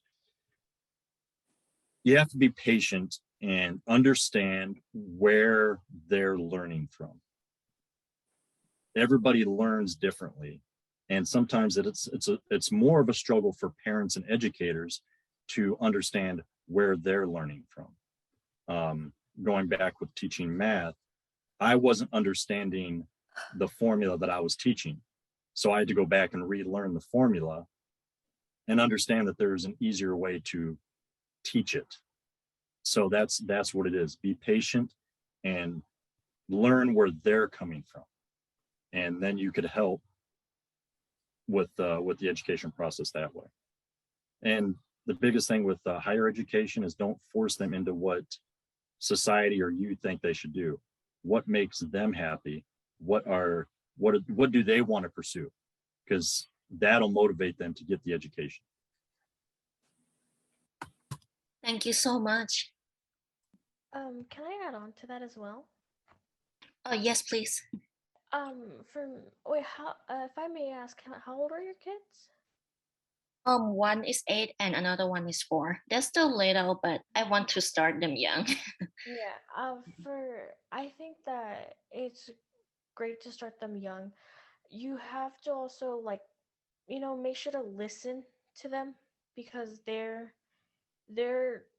have their own issues of what they're dealing with as well with their learning disabilities. Not everyone's going to be the same with it. Like in articles, you might hear like the same symptoms, but how people deal with it is very different and how people will go about it. For me, I'm very slow at reading. Even though I have ADD, I'm very slow at reading and I take my time because I my brain goes fast, but then I read very slow. So people would always ask me, why do I read slow? Like, why do I take too much time? And I think it's understanding your children of what their issues and then working to build it up. And then as well, understanding what they want to do, what their passions are. May I please add to that? Oh, yes, please. I would just say, be there for them. I remember when I was in high school, my mom would constantly be at my meetings, and there was one time when I was learning how to type, and I was using a one-handed keyboard, and all of a sudden this one-handed keyboard broke, and nobody else knew what I was talking about, but my mom, she knew what I needed, and so she scattered through stores, and she searched, she did her research, and she looked in what I needed. So just being there for them is the most important part, I believe. Thank you. Yes, I'm always with them every day. Yeah. Okay, we're going to give our living books a little bit of a break. But first, I also want to share some comments that our other living book who couldn't be here today had to say. I'm currently still doing math now because it is part of my major degree. Unfortunately, in education, you need to know math. So Math has always been a struggle issue, but since being at MJC, I had amazing math tutors in the LRC building that helped me pass all my math classes. And my last math class that I need to take is statistics, which is very difficult to learn, but hopefully I will pass it and receive 2 of my degrees. I would like people to understand with my challenges of my disability is to understand with patience, kindness. We need support. We need to understand that, you know, we're not alone. Everybody makes mistakes. We're all human. You know, we struggle every day, but we keep pushing forward to never give hope and to find that strength to keep going and to make all of our dreams come true. And this is why our dreams matter. If I didn't have my degree, my lifestyle will be still struggling. I'm still living with the family. I will still be working at a part-time, normal job, day-to-day paycheck, which I am doing in education, but I actually love my job in education. So I believe that's what my struggle would be if I didn't have a degree. Is that I think it's so important for people to understand the difference that education makes for people with disabilities, because really and truly, like, people without disabilities can get jobs pretty easily, but we need this. This is our ticket, you know, to equality in the workplace. And so, so thank you. We are going to give our living books a break, and then they're going to come back and they're going to share some more. So get your questions ready. And the next video that we're going to see is about learning disabilities, particularly in higher education. Hello, my name is Cecilia. Sorry, it's not the learning disabilities one. It's schizophrenia. And this is the one that I wanted to make sure that people knew that there might be some triggers. These next two videos are going to be about mental health. And so one of them is about schizophrenia. Gal, and I'm an astronomy and astrophysics major here at Penn State, and the founder and president of the Penn State Pulsar Search Collaboratory. In high school, I was lucky enough to have co-discovered a pulsar through the Pulsar Search Collaboratory. A pulsar is a super dense neutron star that emits dipole electromagnetic radiation.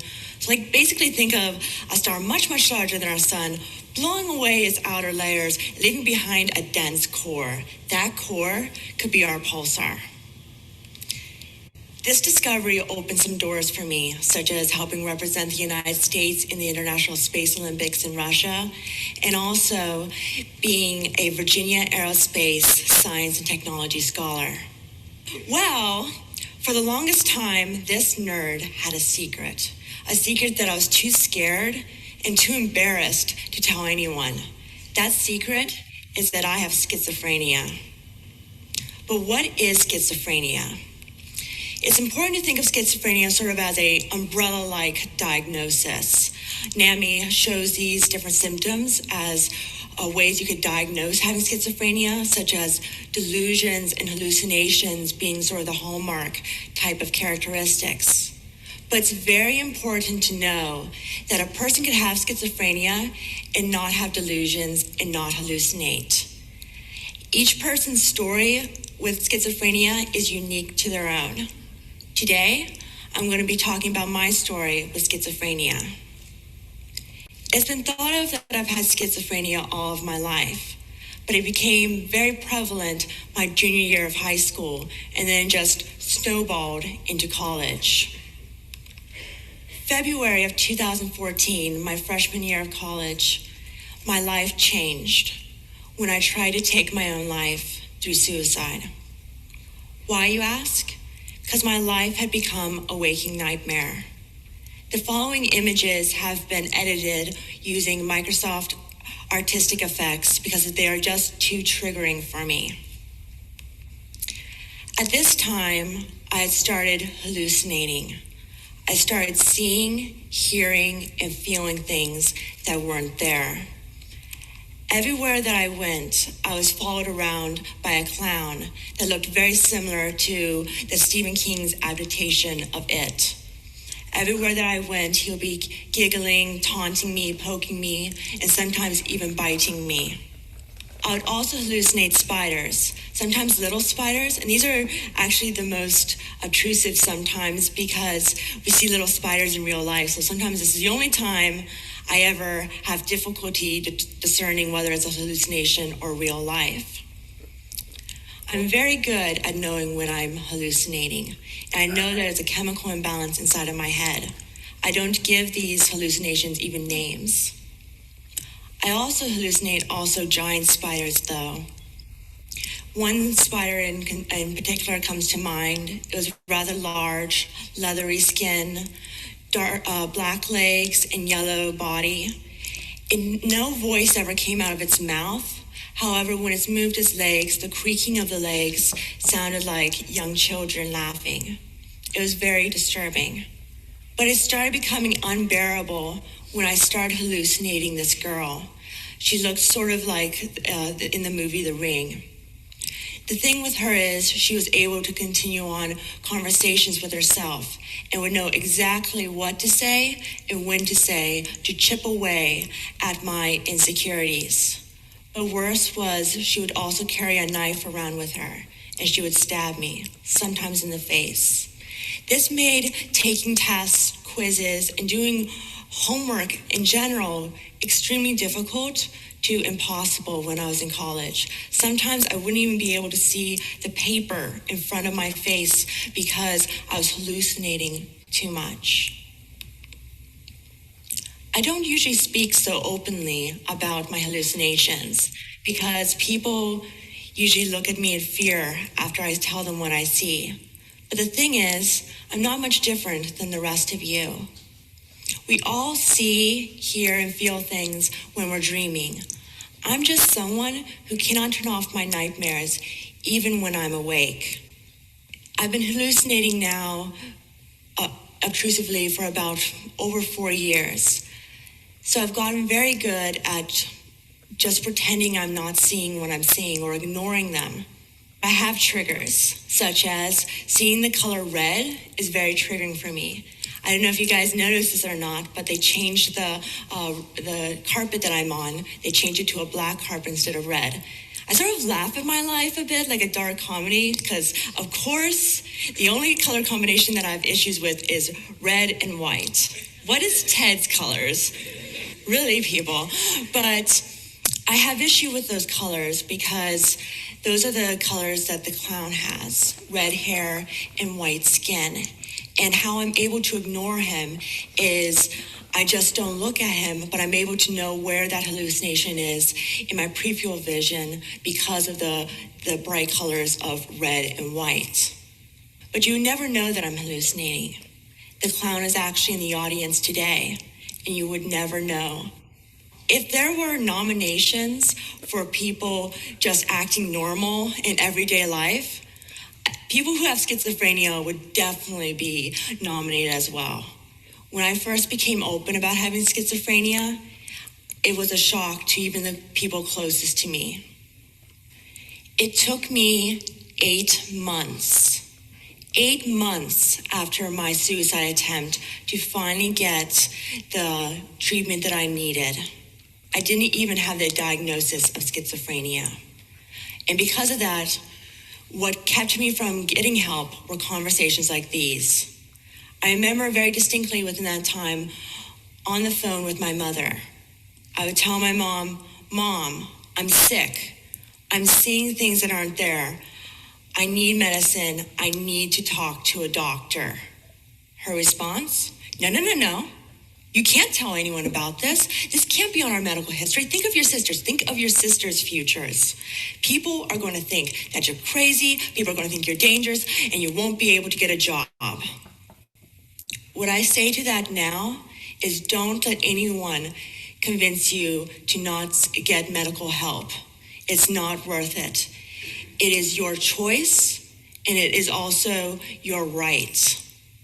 Getting medical help was the best decision that I've never made, and I am confident that I would not be here today if I didn't get the proper medical help. This led into my first hospitalization.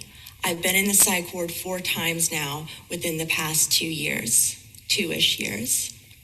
But I still was not open about having schizophrenia until my second hospitalization, because the police were involved. One evening, I realized I needed to check myself back in the hospital because I needed some changes in my medication. So I admitted myself into the emergency room. I talked to the doctors. They said, okay, let's fix the meds. You can stay here overnight. It was all good.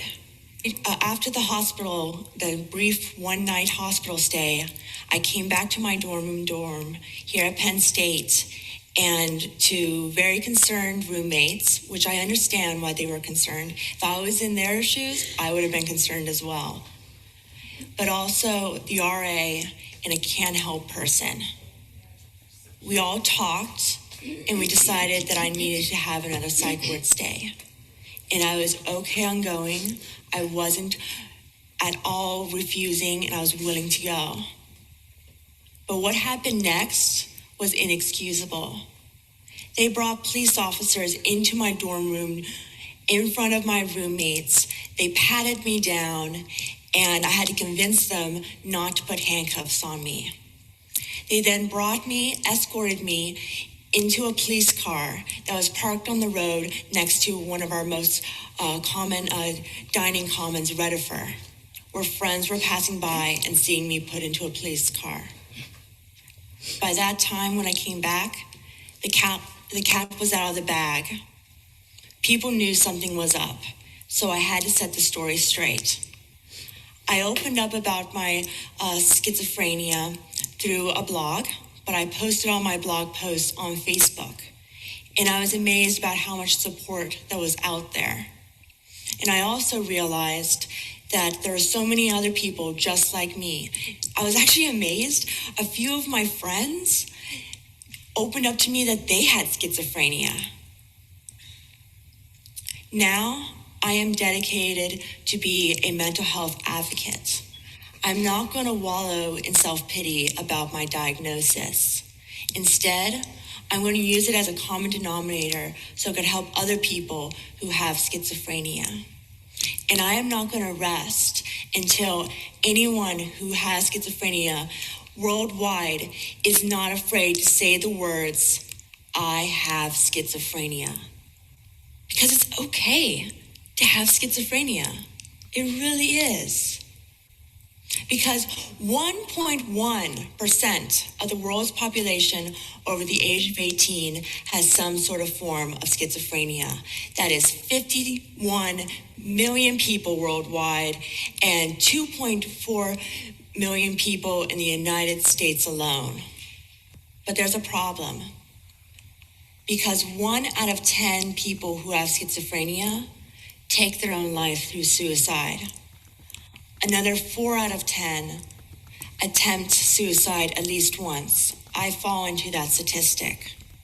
You would think that there would already be a nonprofit focused on empowering college students who have schizophrenia, especially since the peak age to have a schizophrenic break is early adulthood, the same age range as a typical college student. But there isn't. There is no nonprofit in the entire United States focused on that. And a general nonprofit focus on mental health in general is not enough, because even in the mental health community, schizophrenia is shied away from because it makes people feel uncomfortable. That is why I have decided to found the nonprofit Students with Schizophrenia, where we will empower college students and get them the resources that they need so they could stay in college and be successful. Because you could be successful and also have schizophrenia. We need to change the face of schizophrenia because the representation currently is inaccurate. Don't let anyone tell you that you can't have a mental illness and also not be mentally strong. You are strong, you are brave, you are a warrior. Here at Penn State, we have to show that we are here for our students. We are talking about mental health, and we are not afraid to talk about schizophrenia. My name is Cecilia McGow. I have schizophrenia, and I am not a monster. Thank you. I think for me, it's, mental health is a challenge that we need to accept, not ignore. Accept the challenge. We accept any other challenge that's presented in front of us. Mental health is no different. So let's face the challenge individually, but understand that we're facing that challenge collectively. And I think it's a great time to be able to address some of those issues and some of those challenges, to try to use those as a source of strength. At first, I think it's getting over the stigma of it being something that is embarrassing or a sign of weakness. It is not a sign of weakness. I think that's step one. And then it's opening up and sharing that experience with others. That's how you build a community of strength, right? By getting others to open up and share their journeys and share their stories, you wind up inspiring each other. And you know how that goes. I mean, once that inspiration goes back and forth, that energy feeds on itself, right? And I think the best thing that we can do is not ignore it. Ignoring it is the worst thing we can do, because then it festers and it becomes something that has control over us versus the other way around. We rise, but we rise step by step. One foot in front of the other, day by day, get better every single day. And then when you look back, then you look down and you realize the mountain that you just scaled. So I just wanted to point out that although learning disabilities are usually the largest category of disability in community college, mental health challenges are the fastest growing category. And part of it is because the age range where students are susceptible to mental health is in that early 20 age, but community college has people of all ages, and a lot of it is directly related to our cultural and environmental changes, such as mass shootings and social media, and more recently the COVID pandemic and isolation related to that. So, and they're also the most stigmatized because higher education is about ability and achievement and grades. And so it's just really important to emphasize that mental health doesn't affect capacity. It affects processing speed and attention and working memory. So it affects efficiency, but not capacity. It doesn't reflect on the student's ability to learn. So I just wanted to say that. I also have a poll that I created. So hopefully you can all participate. I haven't actually done this before, but I'm going to launch this poll. The question is, do you or a family member have a diagnosed mental health challenge? And then there are 4 options. You can pick more than one. So let's see what happens. I'm launching. Okay, it's working. People are answering. This is cool. 4, I am currently managing a mental health diagnosis myself. 22% answered that they are. That I have a family member who manages a mental health challenge. 49% said yes. More than one person in my family has been diagnosed with a mental health challenge. 30% said yes. And then neither myself or anyone I am related to has a mental health diagnosis. 24%. So clearly the largest response was that individuals who have a family member who manages mental health challenges. So even if we ourselves are not affected by mental health challenges, we are more likely to know someone who is, right? And so it's just something to kind of keep in mind. And I'm going to share, because that can get kind of heavy, a music video.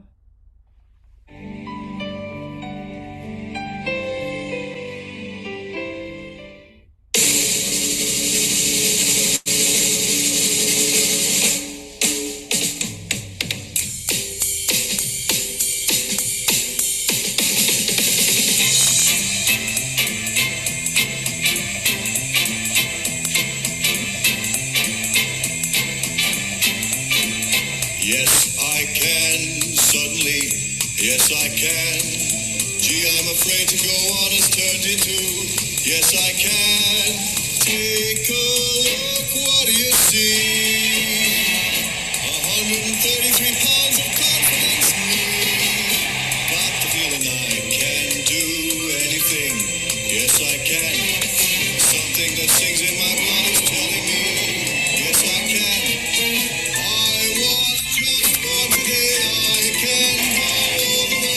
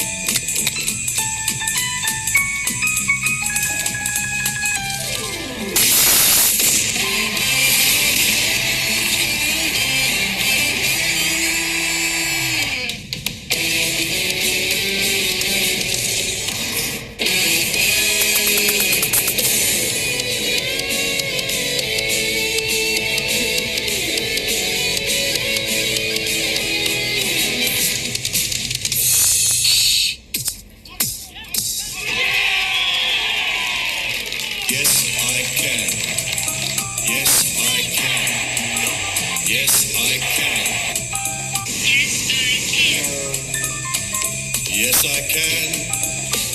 Yes, I can. Yes, I can. Yes, I can. Yes, I can. Hey, yes, I can. No, you can't. Yes, I can. I can climb Everest. Yes, I can. I can fight here all night and never rest. Yes, I can. I was just born today. I can go all the way. Yes.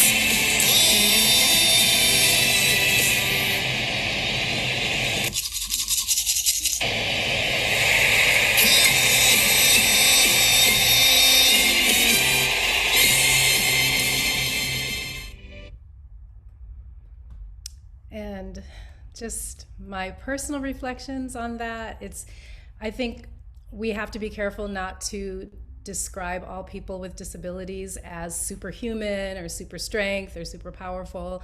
But I think that why that's important to me is we tend to define human beings by their abilities, right?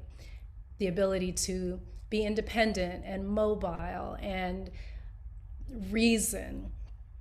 And I think that what that video says to me is that what really makes us human is our spirit, like our tenacity and our drive. That's what makes us human. And so that's why I struggled with whether to decide to show that video, because I don't want to add to that perception of people with disabilities as extraordinary or freaks in a sense in that way, but it's the human spirit. That's what makes us all part of this population of humans, and this population of diverse humans especially.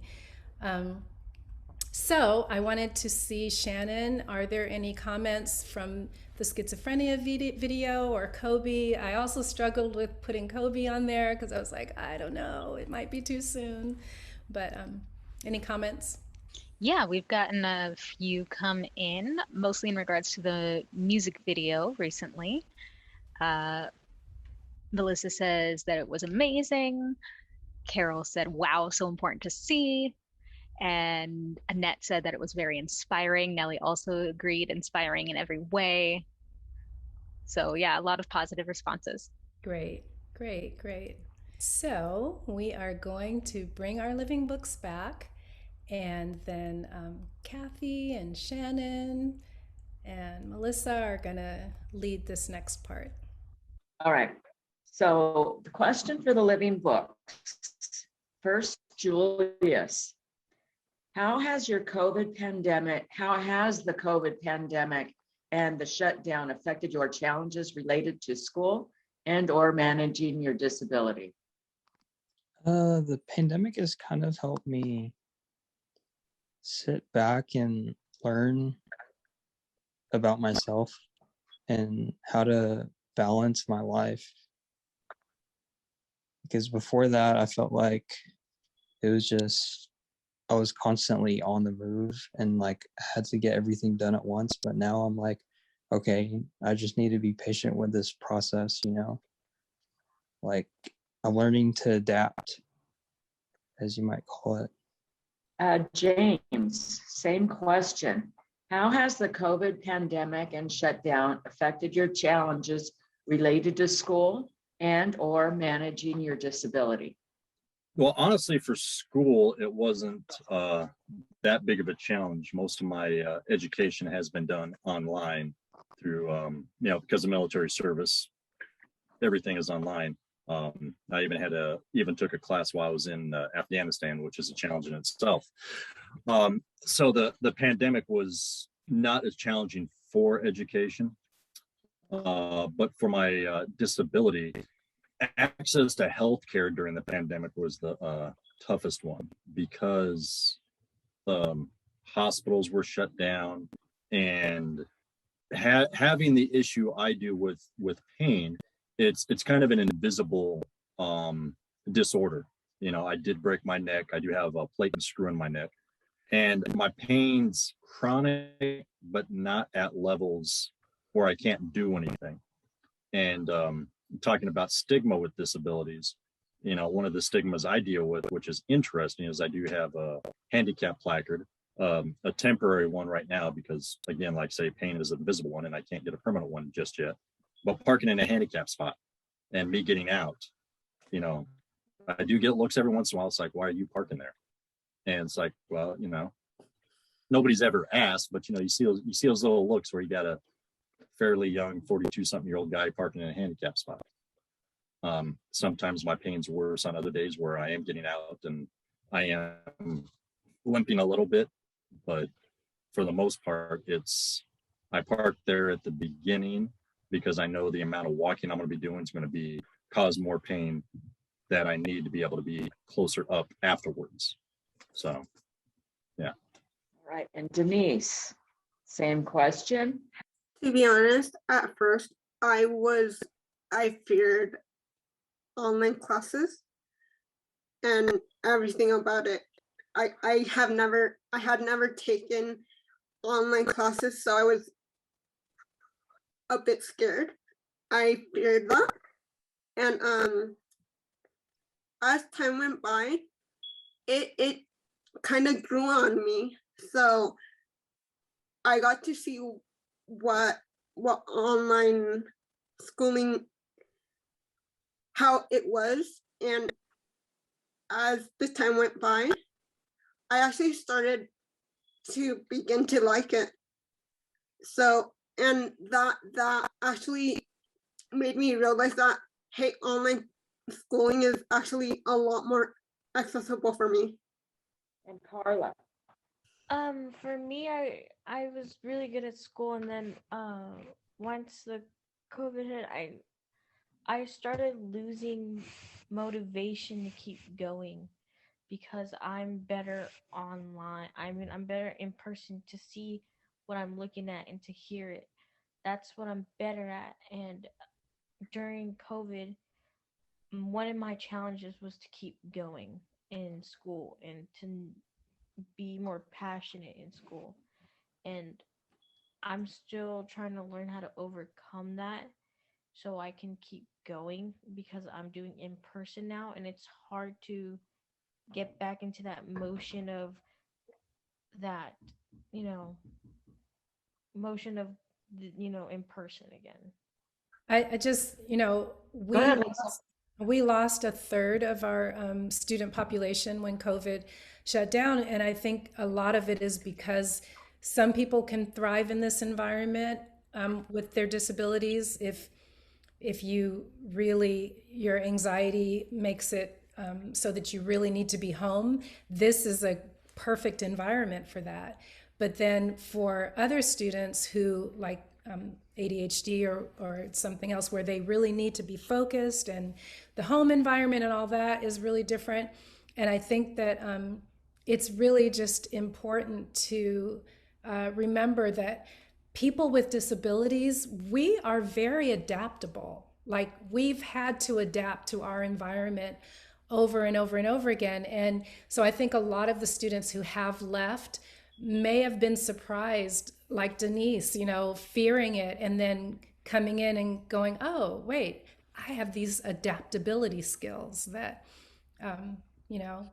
can make this work for me. Sorry, just want to throw that in there. And Janae.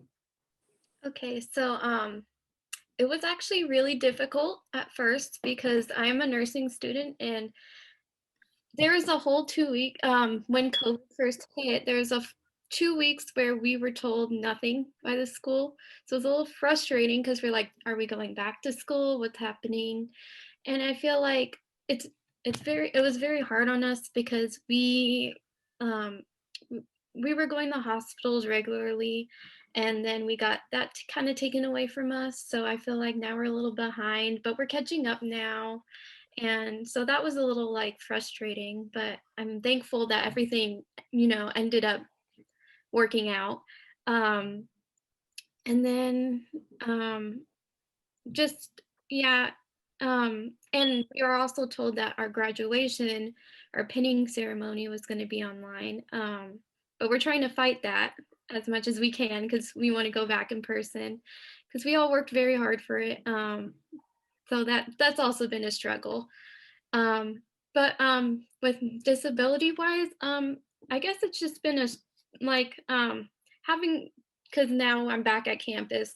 That was a little hard for me because I got used to the home environment.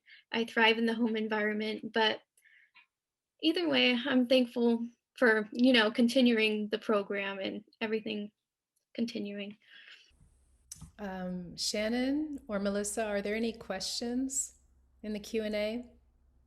I did have a question sent to me, yes. Okay. So the question begins with a statement. This is truly inspiring to see the success of everyone.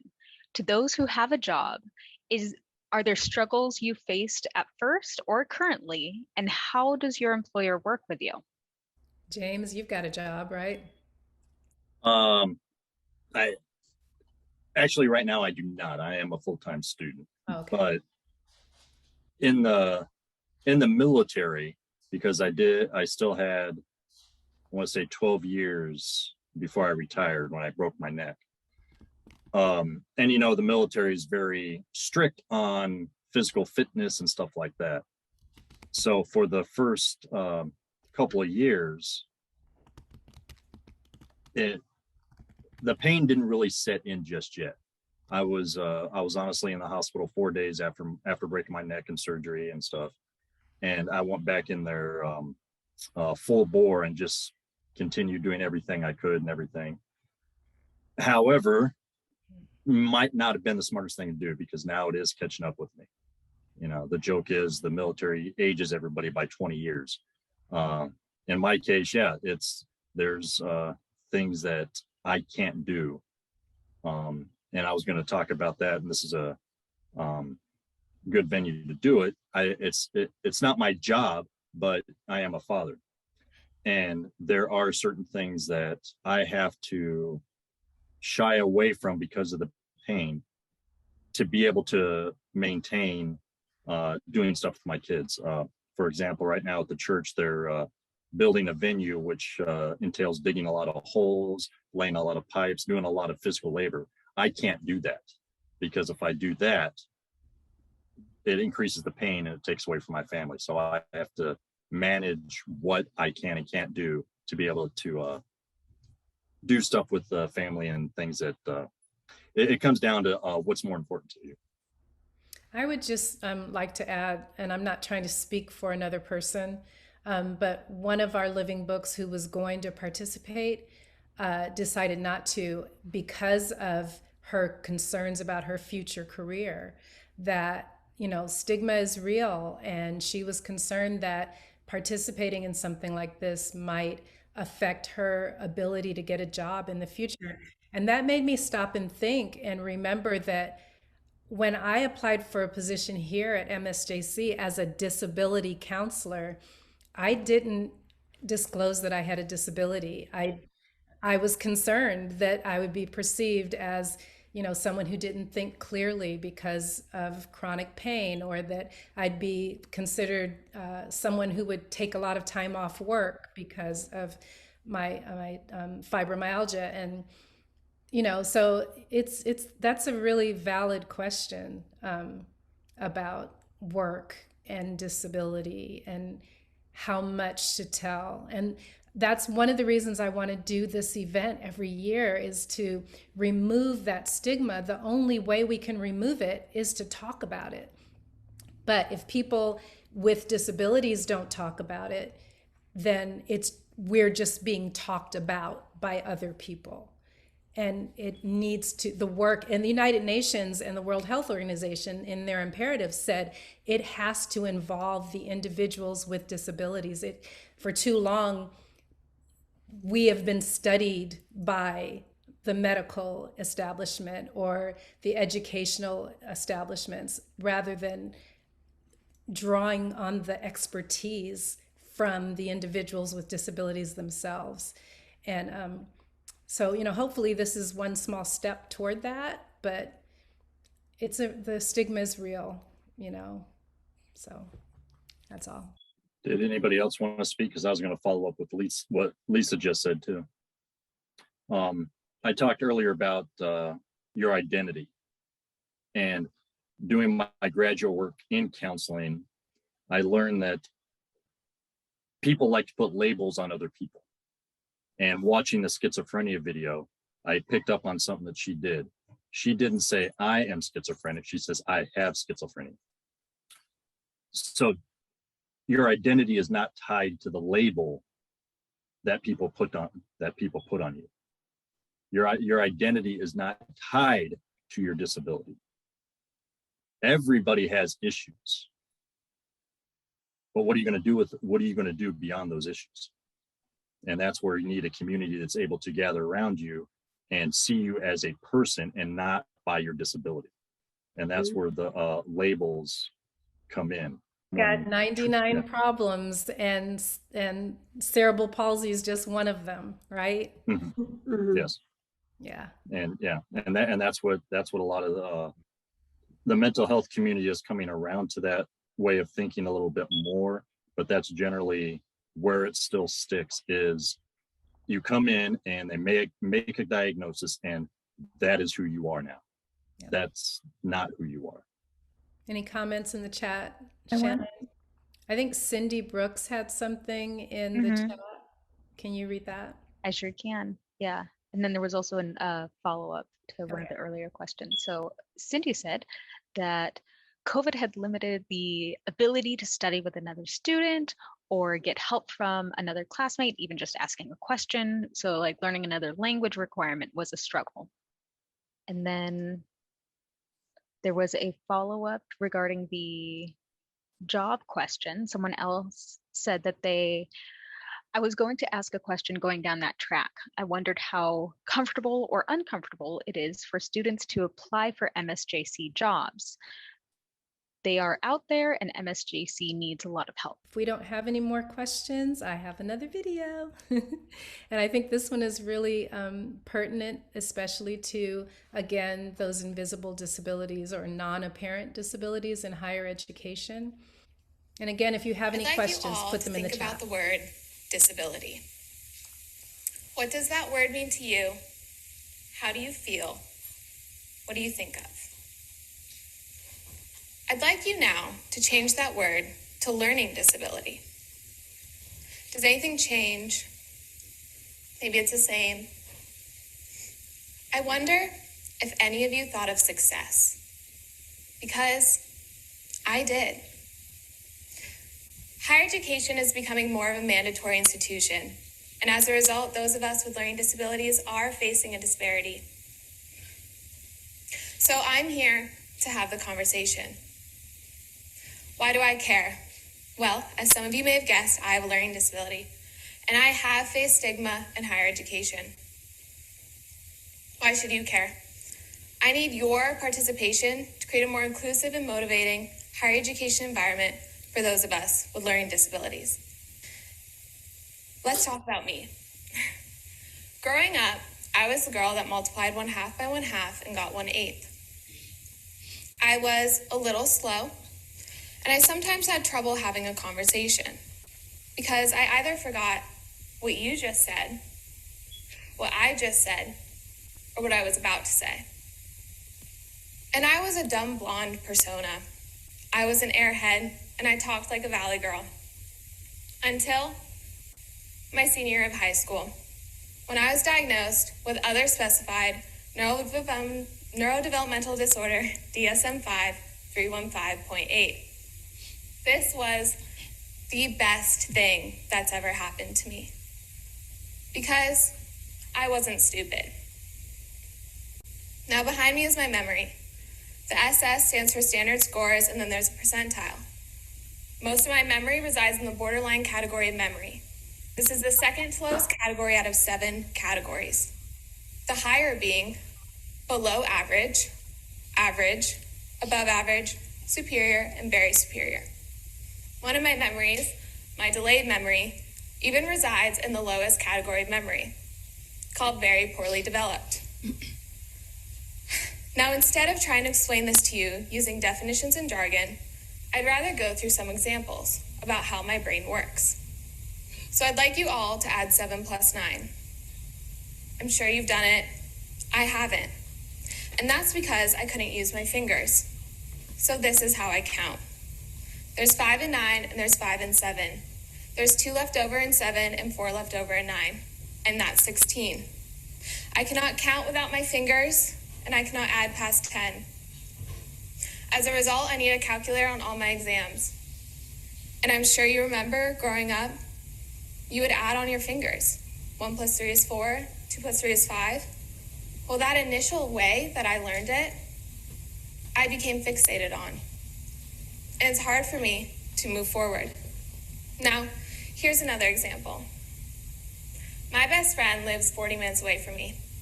There's about 3 different routes to get to her house, each only having about 4 or 5 different directions, so it's relatively simple. I still cannot get to her house after 10 years of being her best friend without a GPS, because I will get lost. Lastly, you may be wondering what this cool-looking tattoo is on my hand. Well, it's not a tattoo. They're words I've created, hooks in my brain, in order to stand before you today to have this conversation. Without these words, I would be slow, and I would forget what I just said or what I was about to say. Now, enough about my memory. My experience in higher education has been one filled of mentorship, and I don't know where I'd be without any of my mentors. And I faced scrutiny of my intellect, making me feel like that dumb blonde persona I once identified myself as. I am pre-health, which means I've taken math and science classes, which aren't necessarily my strong suit, and I made Dean's List last semester. So it's time to talk about this professor-student relationship. There are no victims, there are no culprits. Everyone's to blame, and this is how we're going to improve. Students, I'd like you to advocate for yourselves. This means you have to become secure in your disability so that you can sit before your professor and tell them what is going on. I understand this may be difficult because even I still face challenges today. I continuously hear the same quote from friends, family, professors, students, and that quote is, "I must have that disorder too," jokingly. Now, I understand you may forget to walk the dog or forget to lock the car, but I don't necessarily think it's the same thing. Students, in addition to advocating, you must advocate with a plan. Your professors do not know how to specifically help you. They are not learning specialists. As a result, you know what's best for you. So, behind me is my plan. These are my mnemonics. This may look like a cheat sheet to some of you. However, this is in fact my own code. In order for this to be approved on an exam, someone from the class would have to read it and not be able to get any information from it to help them on the exam. Without this code that I've created, I would have not gotten the 97% that I did on this upper level bio test. In fact, I don't even know if I would have passed. Now, professors, it's your turn. I don't know if you know this, but you have the ultimate power. If I came to you and asked for mnemonics or extra time on an exam, you could give it to me. And I'm going to say, I understand. If you feel that you need additional documentation from a doctor saying that I need this additional aid, and I'm going to argue that that's going to take time. Class time lost, test time lost, quiz time lost. It's time lost, where I may be at a disadvantage. Professors, you may be wondering, well, how do I know if the student is not taking advantage of the system? Well, if I have a documented disability, how could I be taking advantage of the system when I'm already at a disadvantage? Professors, I also ask you to listen. And I ask you to listen without the bias that I am any less capable than those who do not have learning disabilities. Like I said, you are not a learning specialist, and therefore you cannot judge my capability. Now, for everyone, you may be wondering to yourself, this girl's pre-health and she has a memory disorder. How is that going to work? Well, I can't memorize, that's true. So for me to learn, I have to understand material. And I have to understand it as a story or a pattern. And then I won't forget it. Those of us with learning disabilities are capable. We will succeed in the real world. And I need your participation to create a more inclusive and motivating higher education environment for those of us with learning disabilities. Professors, students, it's time to work together. Because as students, we are your future, and we all deserve equal opportunity. Thank you. Any comments or anything? I would just like to add a comment on that. I basically, I was Lexi 30 years ago. And when you live in a culture, and things have gotten much better, but there's still a long way to go. And I can say that, like, when I was a kid, I was told by a teacher that I was lazy and stupid. And I'm dyslexic. I'm not lazy, not stupid. I just learn differently. And what I really want to impart to everybody that's here today, especially if we do have instructors, just understand that if you have students that get services through us, they've provided the documentation to us. They have a disability. We look at those. It's what Lisa put out there, right? We listen, and then we try to give them tools to make things equal access. And that's the powerful part. So when you see them in class, all they're trying to do is to use the accommodations to make things equal for them. Okay. And just in my position, it's really important to say that. And that's what our office does. And the students that we serve, the challenges that they face, a lot of them, it's invisible and we can't see, right? And we're not saying anything. All we just want our students to make sure that they have equal access to education. And that's the most important thing, because everyone learns differently. And I just wanted to kind of chime in, because this part, it's personal to me, because I was Lexi 30 years ago and 35 years ago, a long time ago, and people didn't understand then. It's much better now, but we still have a long way to go. So we just ask that everybody play their part. Thank you. And I think, yeah, it's much better now, but it's not universally better, right? Like, I've had teachers say to me, well, I don't believe in disabilities. Like, it's nothing, for you to believe in or not believe in. For one thing, it's the law. But for another thing, that's like saying you don't believe in, I don't know, eating or drinking water. Like, everybody, has challenges. And I know that's what they're trying to say. They're trying to say, well, everybody just has challenges. They don't have disabilities, but there has to be, like you said, a significant difference or a diagnosable difference. Any of the living books want to add anything? Lisa, can I add to that? Yes. This is Erica. Oh, hi, Erica. Of course. She's our learning disability specialist, one of them. So, Jason, as Jason was talking about that one teacher that told him, that he wasn't going to be anything, it's like he did not let that stop him, right? And just like in the video, they're saying be an advocate for yourself. So we are in community college. Don't let anyone stop you. Be that advocate.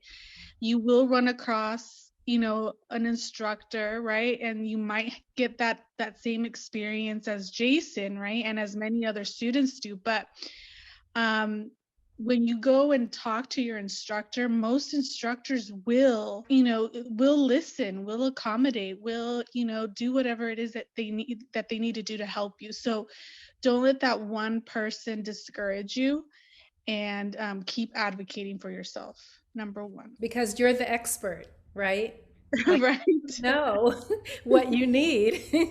So yeah, if you don't share that information, I'm the person with the disability, and I've learned some things along the way about how to be supported and what I need for balance or whatever my issue is. And if I don't share that, I can't expect the teachers. And that's another thing that I share with a lot of our students, is that especially in community college, teachers are experts in their field, but a lot of them haven't had teacher training classes.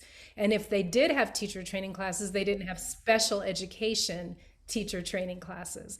So students come to college with a history of special education and IEPs. They are now the expert as far as what they need education-wise compared to the teachers. So share, talk, open up, disclose. James? Can I add to yours, please? Yes. I've also struggled with that. I've had a professor that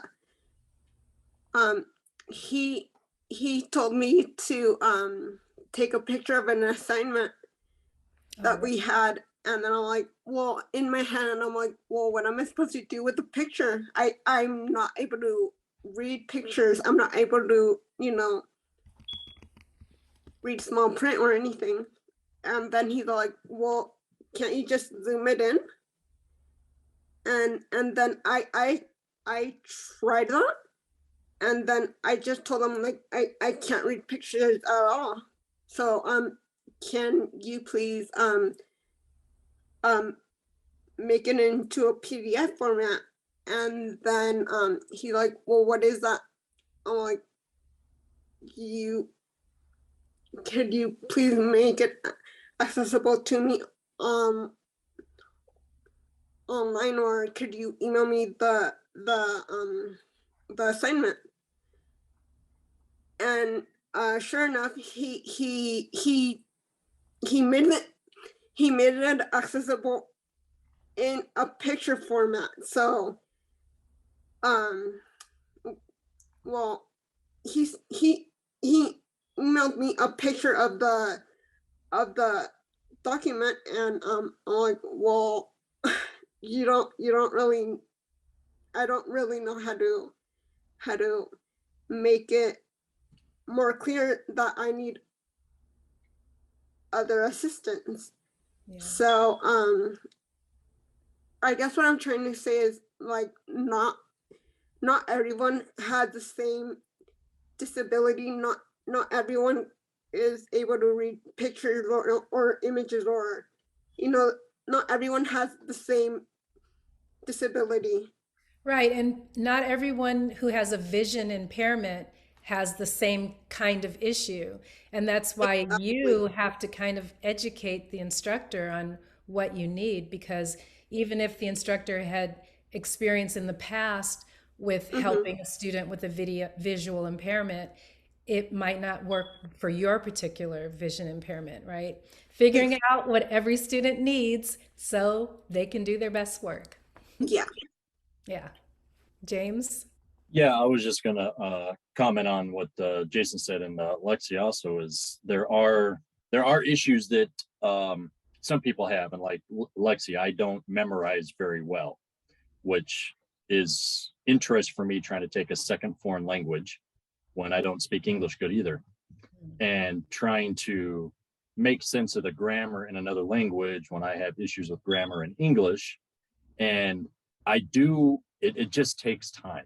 Unfortunately, in a school setting with semester blocks and stuff like that, where you have to go from one course to another, it doesn't work for some of us that way. And unfortunately, some of us struggle through that kind of setting for our education. And that's a solution. I don't know where the solution is. And I mentioned teaching math. I was a horrible math student, but for some reason, I was able to teach it at a college level. And that was just because it finally clicked.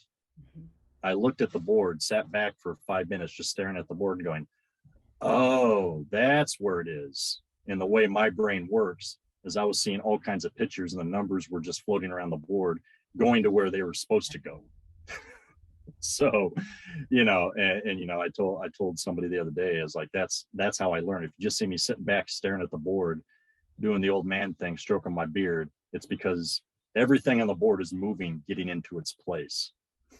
And that's so important for everyone to understand how I learn. And that's what Lexi said, was that she can comprehend, she just has to get it in story form. And once she's got it in story form, she understands it. And so she's going to be a great healthcare person because she understands fully rather than just memorizing facts.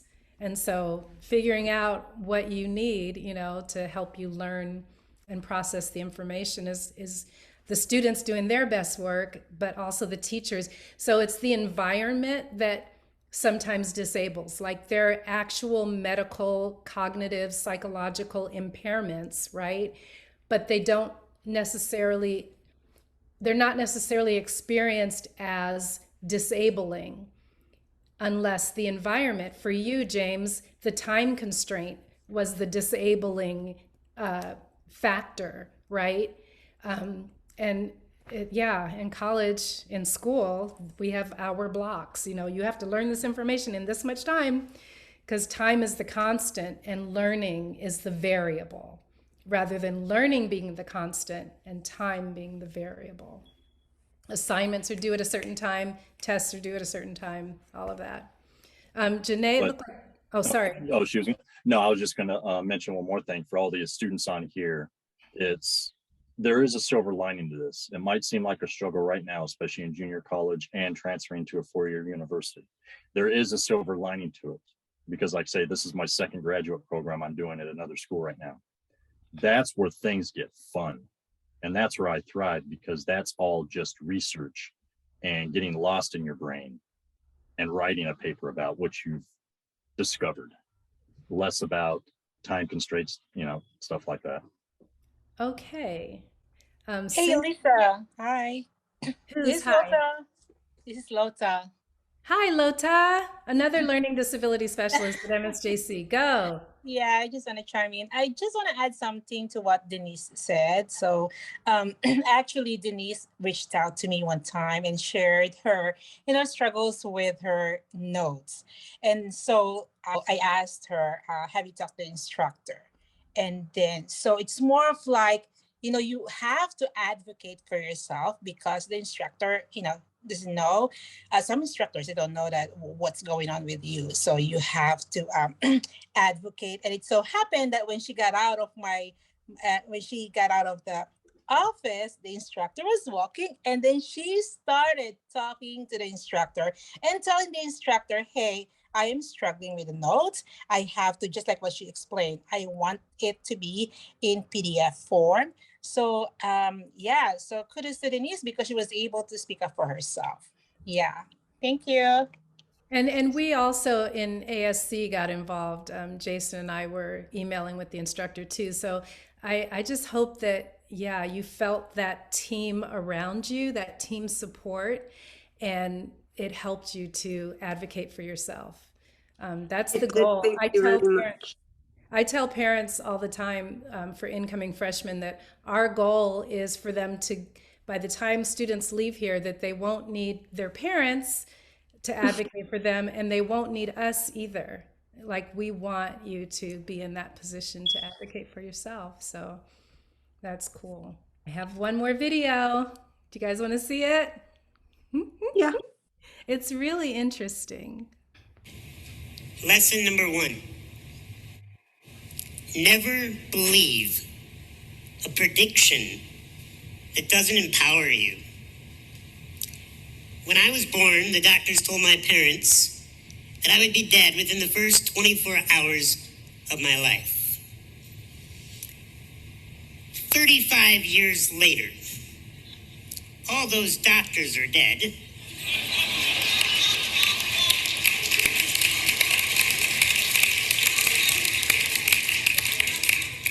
And I am the only doctor that remains. Never believe a prediction that doesn't empower you. You will be given a lot of titles in your life. You will be told so many different things. You must only listen to that which empowers you. I have a belief that has served me in my life, and that is that everyone is rooting for me to win, even those that do not know it. And I am not here today to tell you that I have had adversity in my life, and so therefore I know what you're going through. I don't have a clue what any of you are going through in your lives. I did not grow up in your neighborhoods, more than likely. I did not have your set of parents, nor do I live in your body. I have not had the events that you've had happen to you. I can tell you I'm only an expert on one thing, and that's how to be me. And I do it well.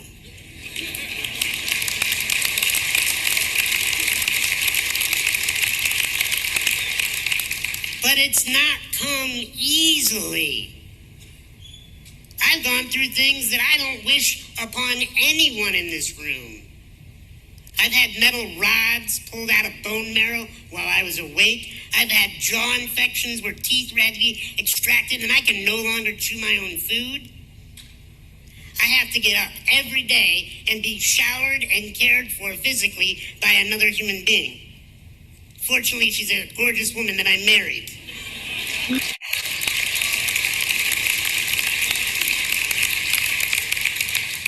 I get stared at everywhere I go, and the moment people meet me, if they don't know a thing about my resume, they automatically, just by the human nature, think to themselves, oh, it must be so difficult to be that man. If somebody pities me, they're wasting their time. Because I have chosen a life of strength. Because like I said, you cannot believe predictions that do not empower you. The second lesson today is you are not your condition. You are not. I am not disabled. Sure, I'll take the handicap parking privileges. But that does not define me as a man. Not able. I've been looked at and treated my whole life as if I am not able. I have had to rise above and show people that the only disability is one's refusal to adapt. You have to adapt to whatever environment you're in, even if it's prison. And look, if you do not want to be seen as a prisoner or a convict when you get out of this, or even while you're in this, then it's an attitude. Is a belief in yourself that you bring value to the human race, no matter what your current condition, title, or stature is. When you love yourself, whether you're sleeping on a prison cot or in a mansion, whether you have food in your belly or you don't know when your next meal is coming, when you love yourself, when you learn to master your emotions, Then and only then are you free. I love you, each and every one of you, and I wish you freedom within these walls. God bless. So you said he was doing it in front of his like inmates and stuff? Yeah, he's a psychologist, and he was speaking at a prison. So his point was that, you know, they're in this space, but they can still be free as long as they don't,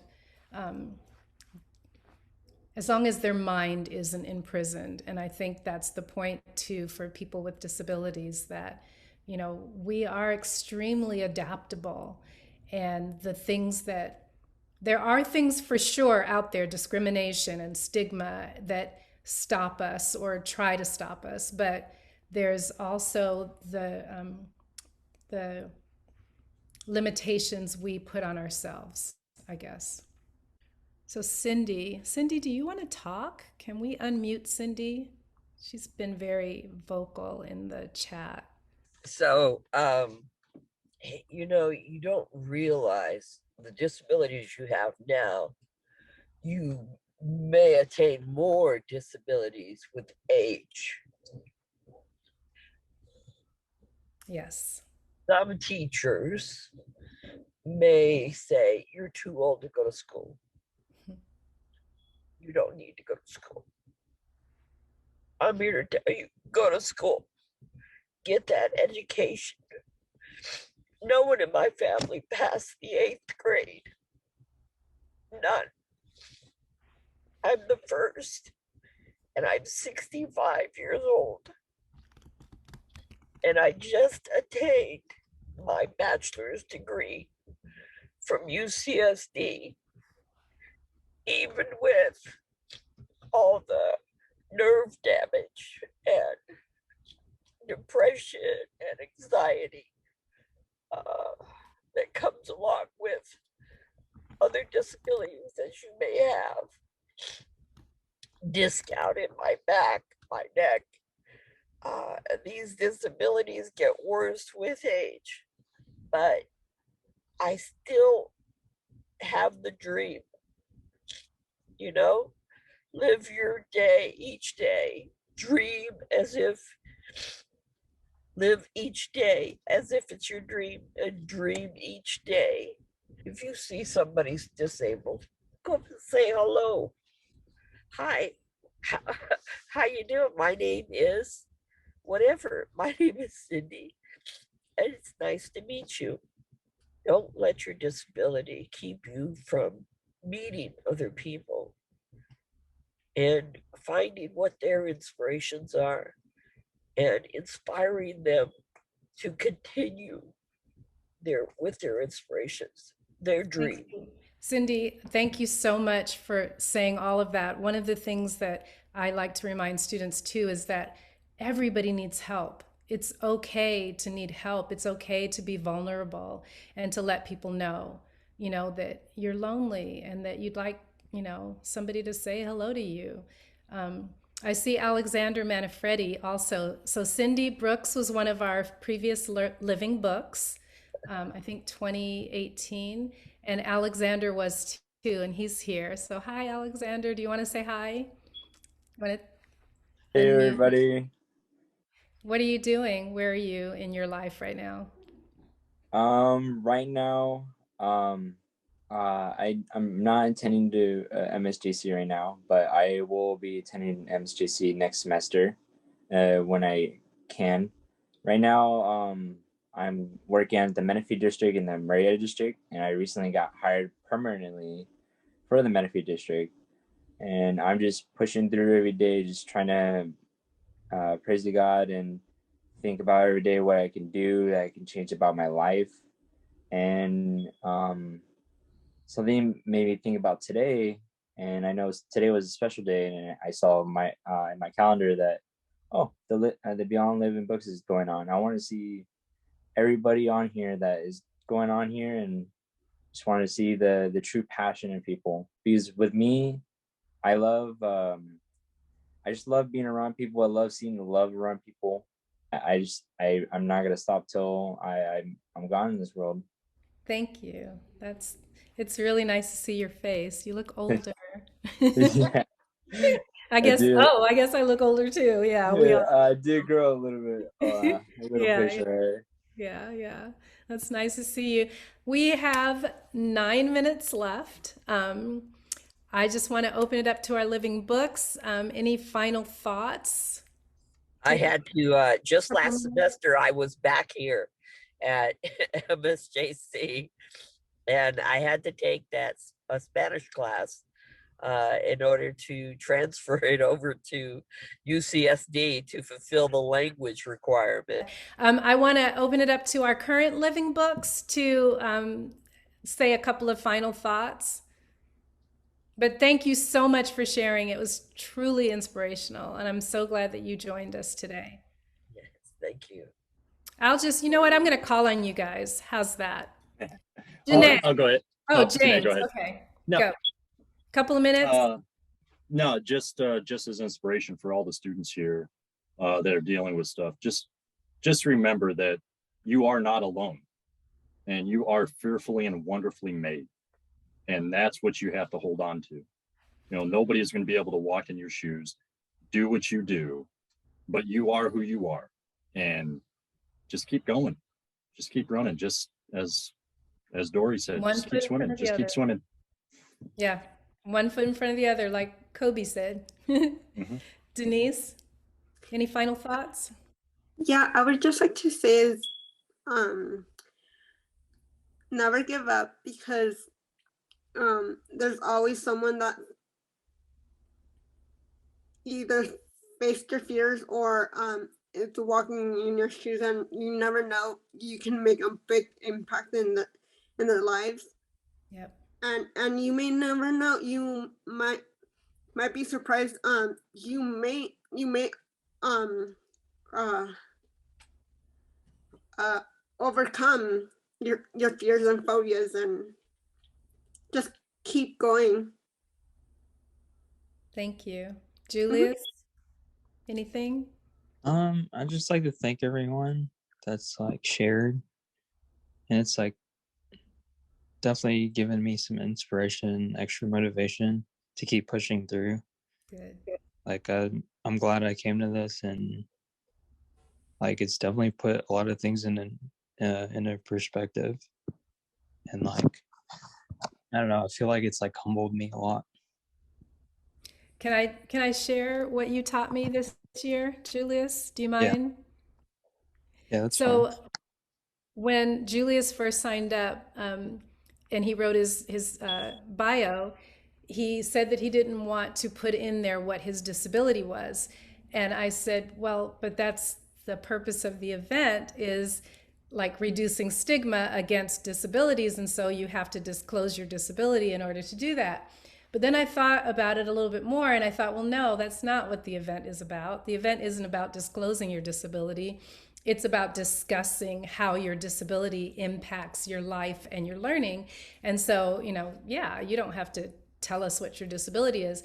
But the fact that he didn't want to tell us what his disability was really a conversation that we had, because it's because of that stigma and him not wanting to be perceived as weak or less than, which is part of what comes with a lot of those labels that James mentioned. And so he taught me, because in my mind, and I created this event, it was about disclosing what your disability is. And every year I learn from our living books. So I just thank you for that, Julius.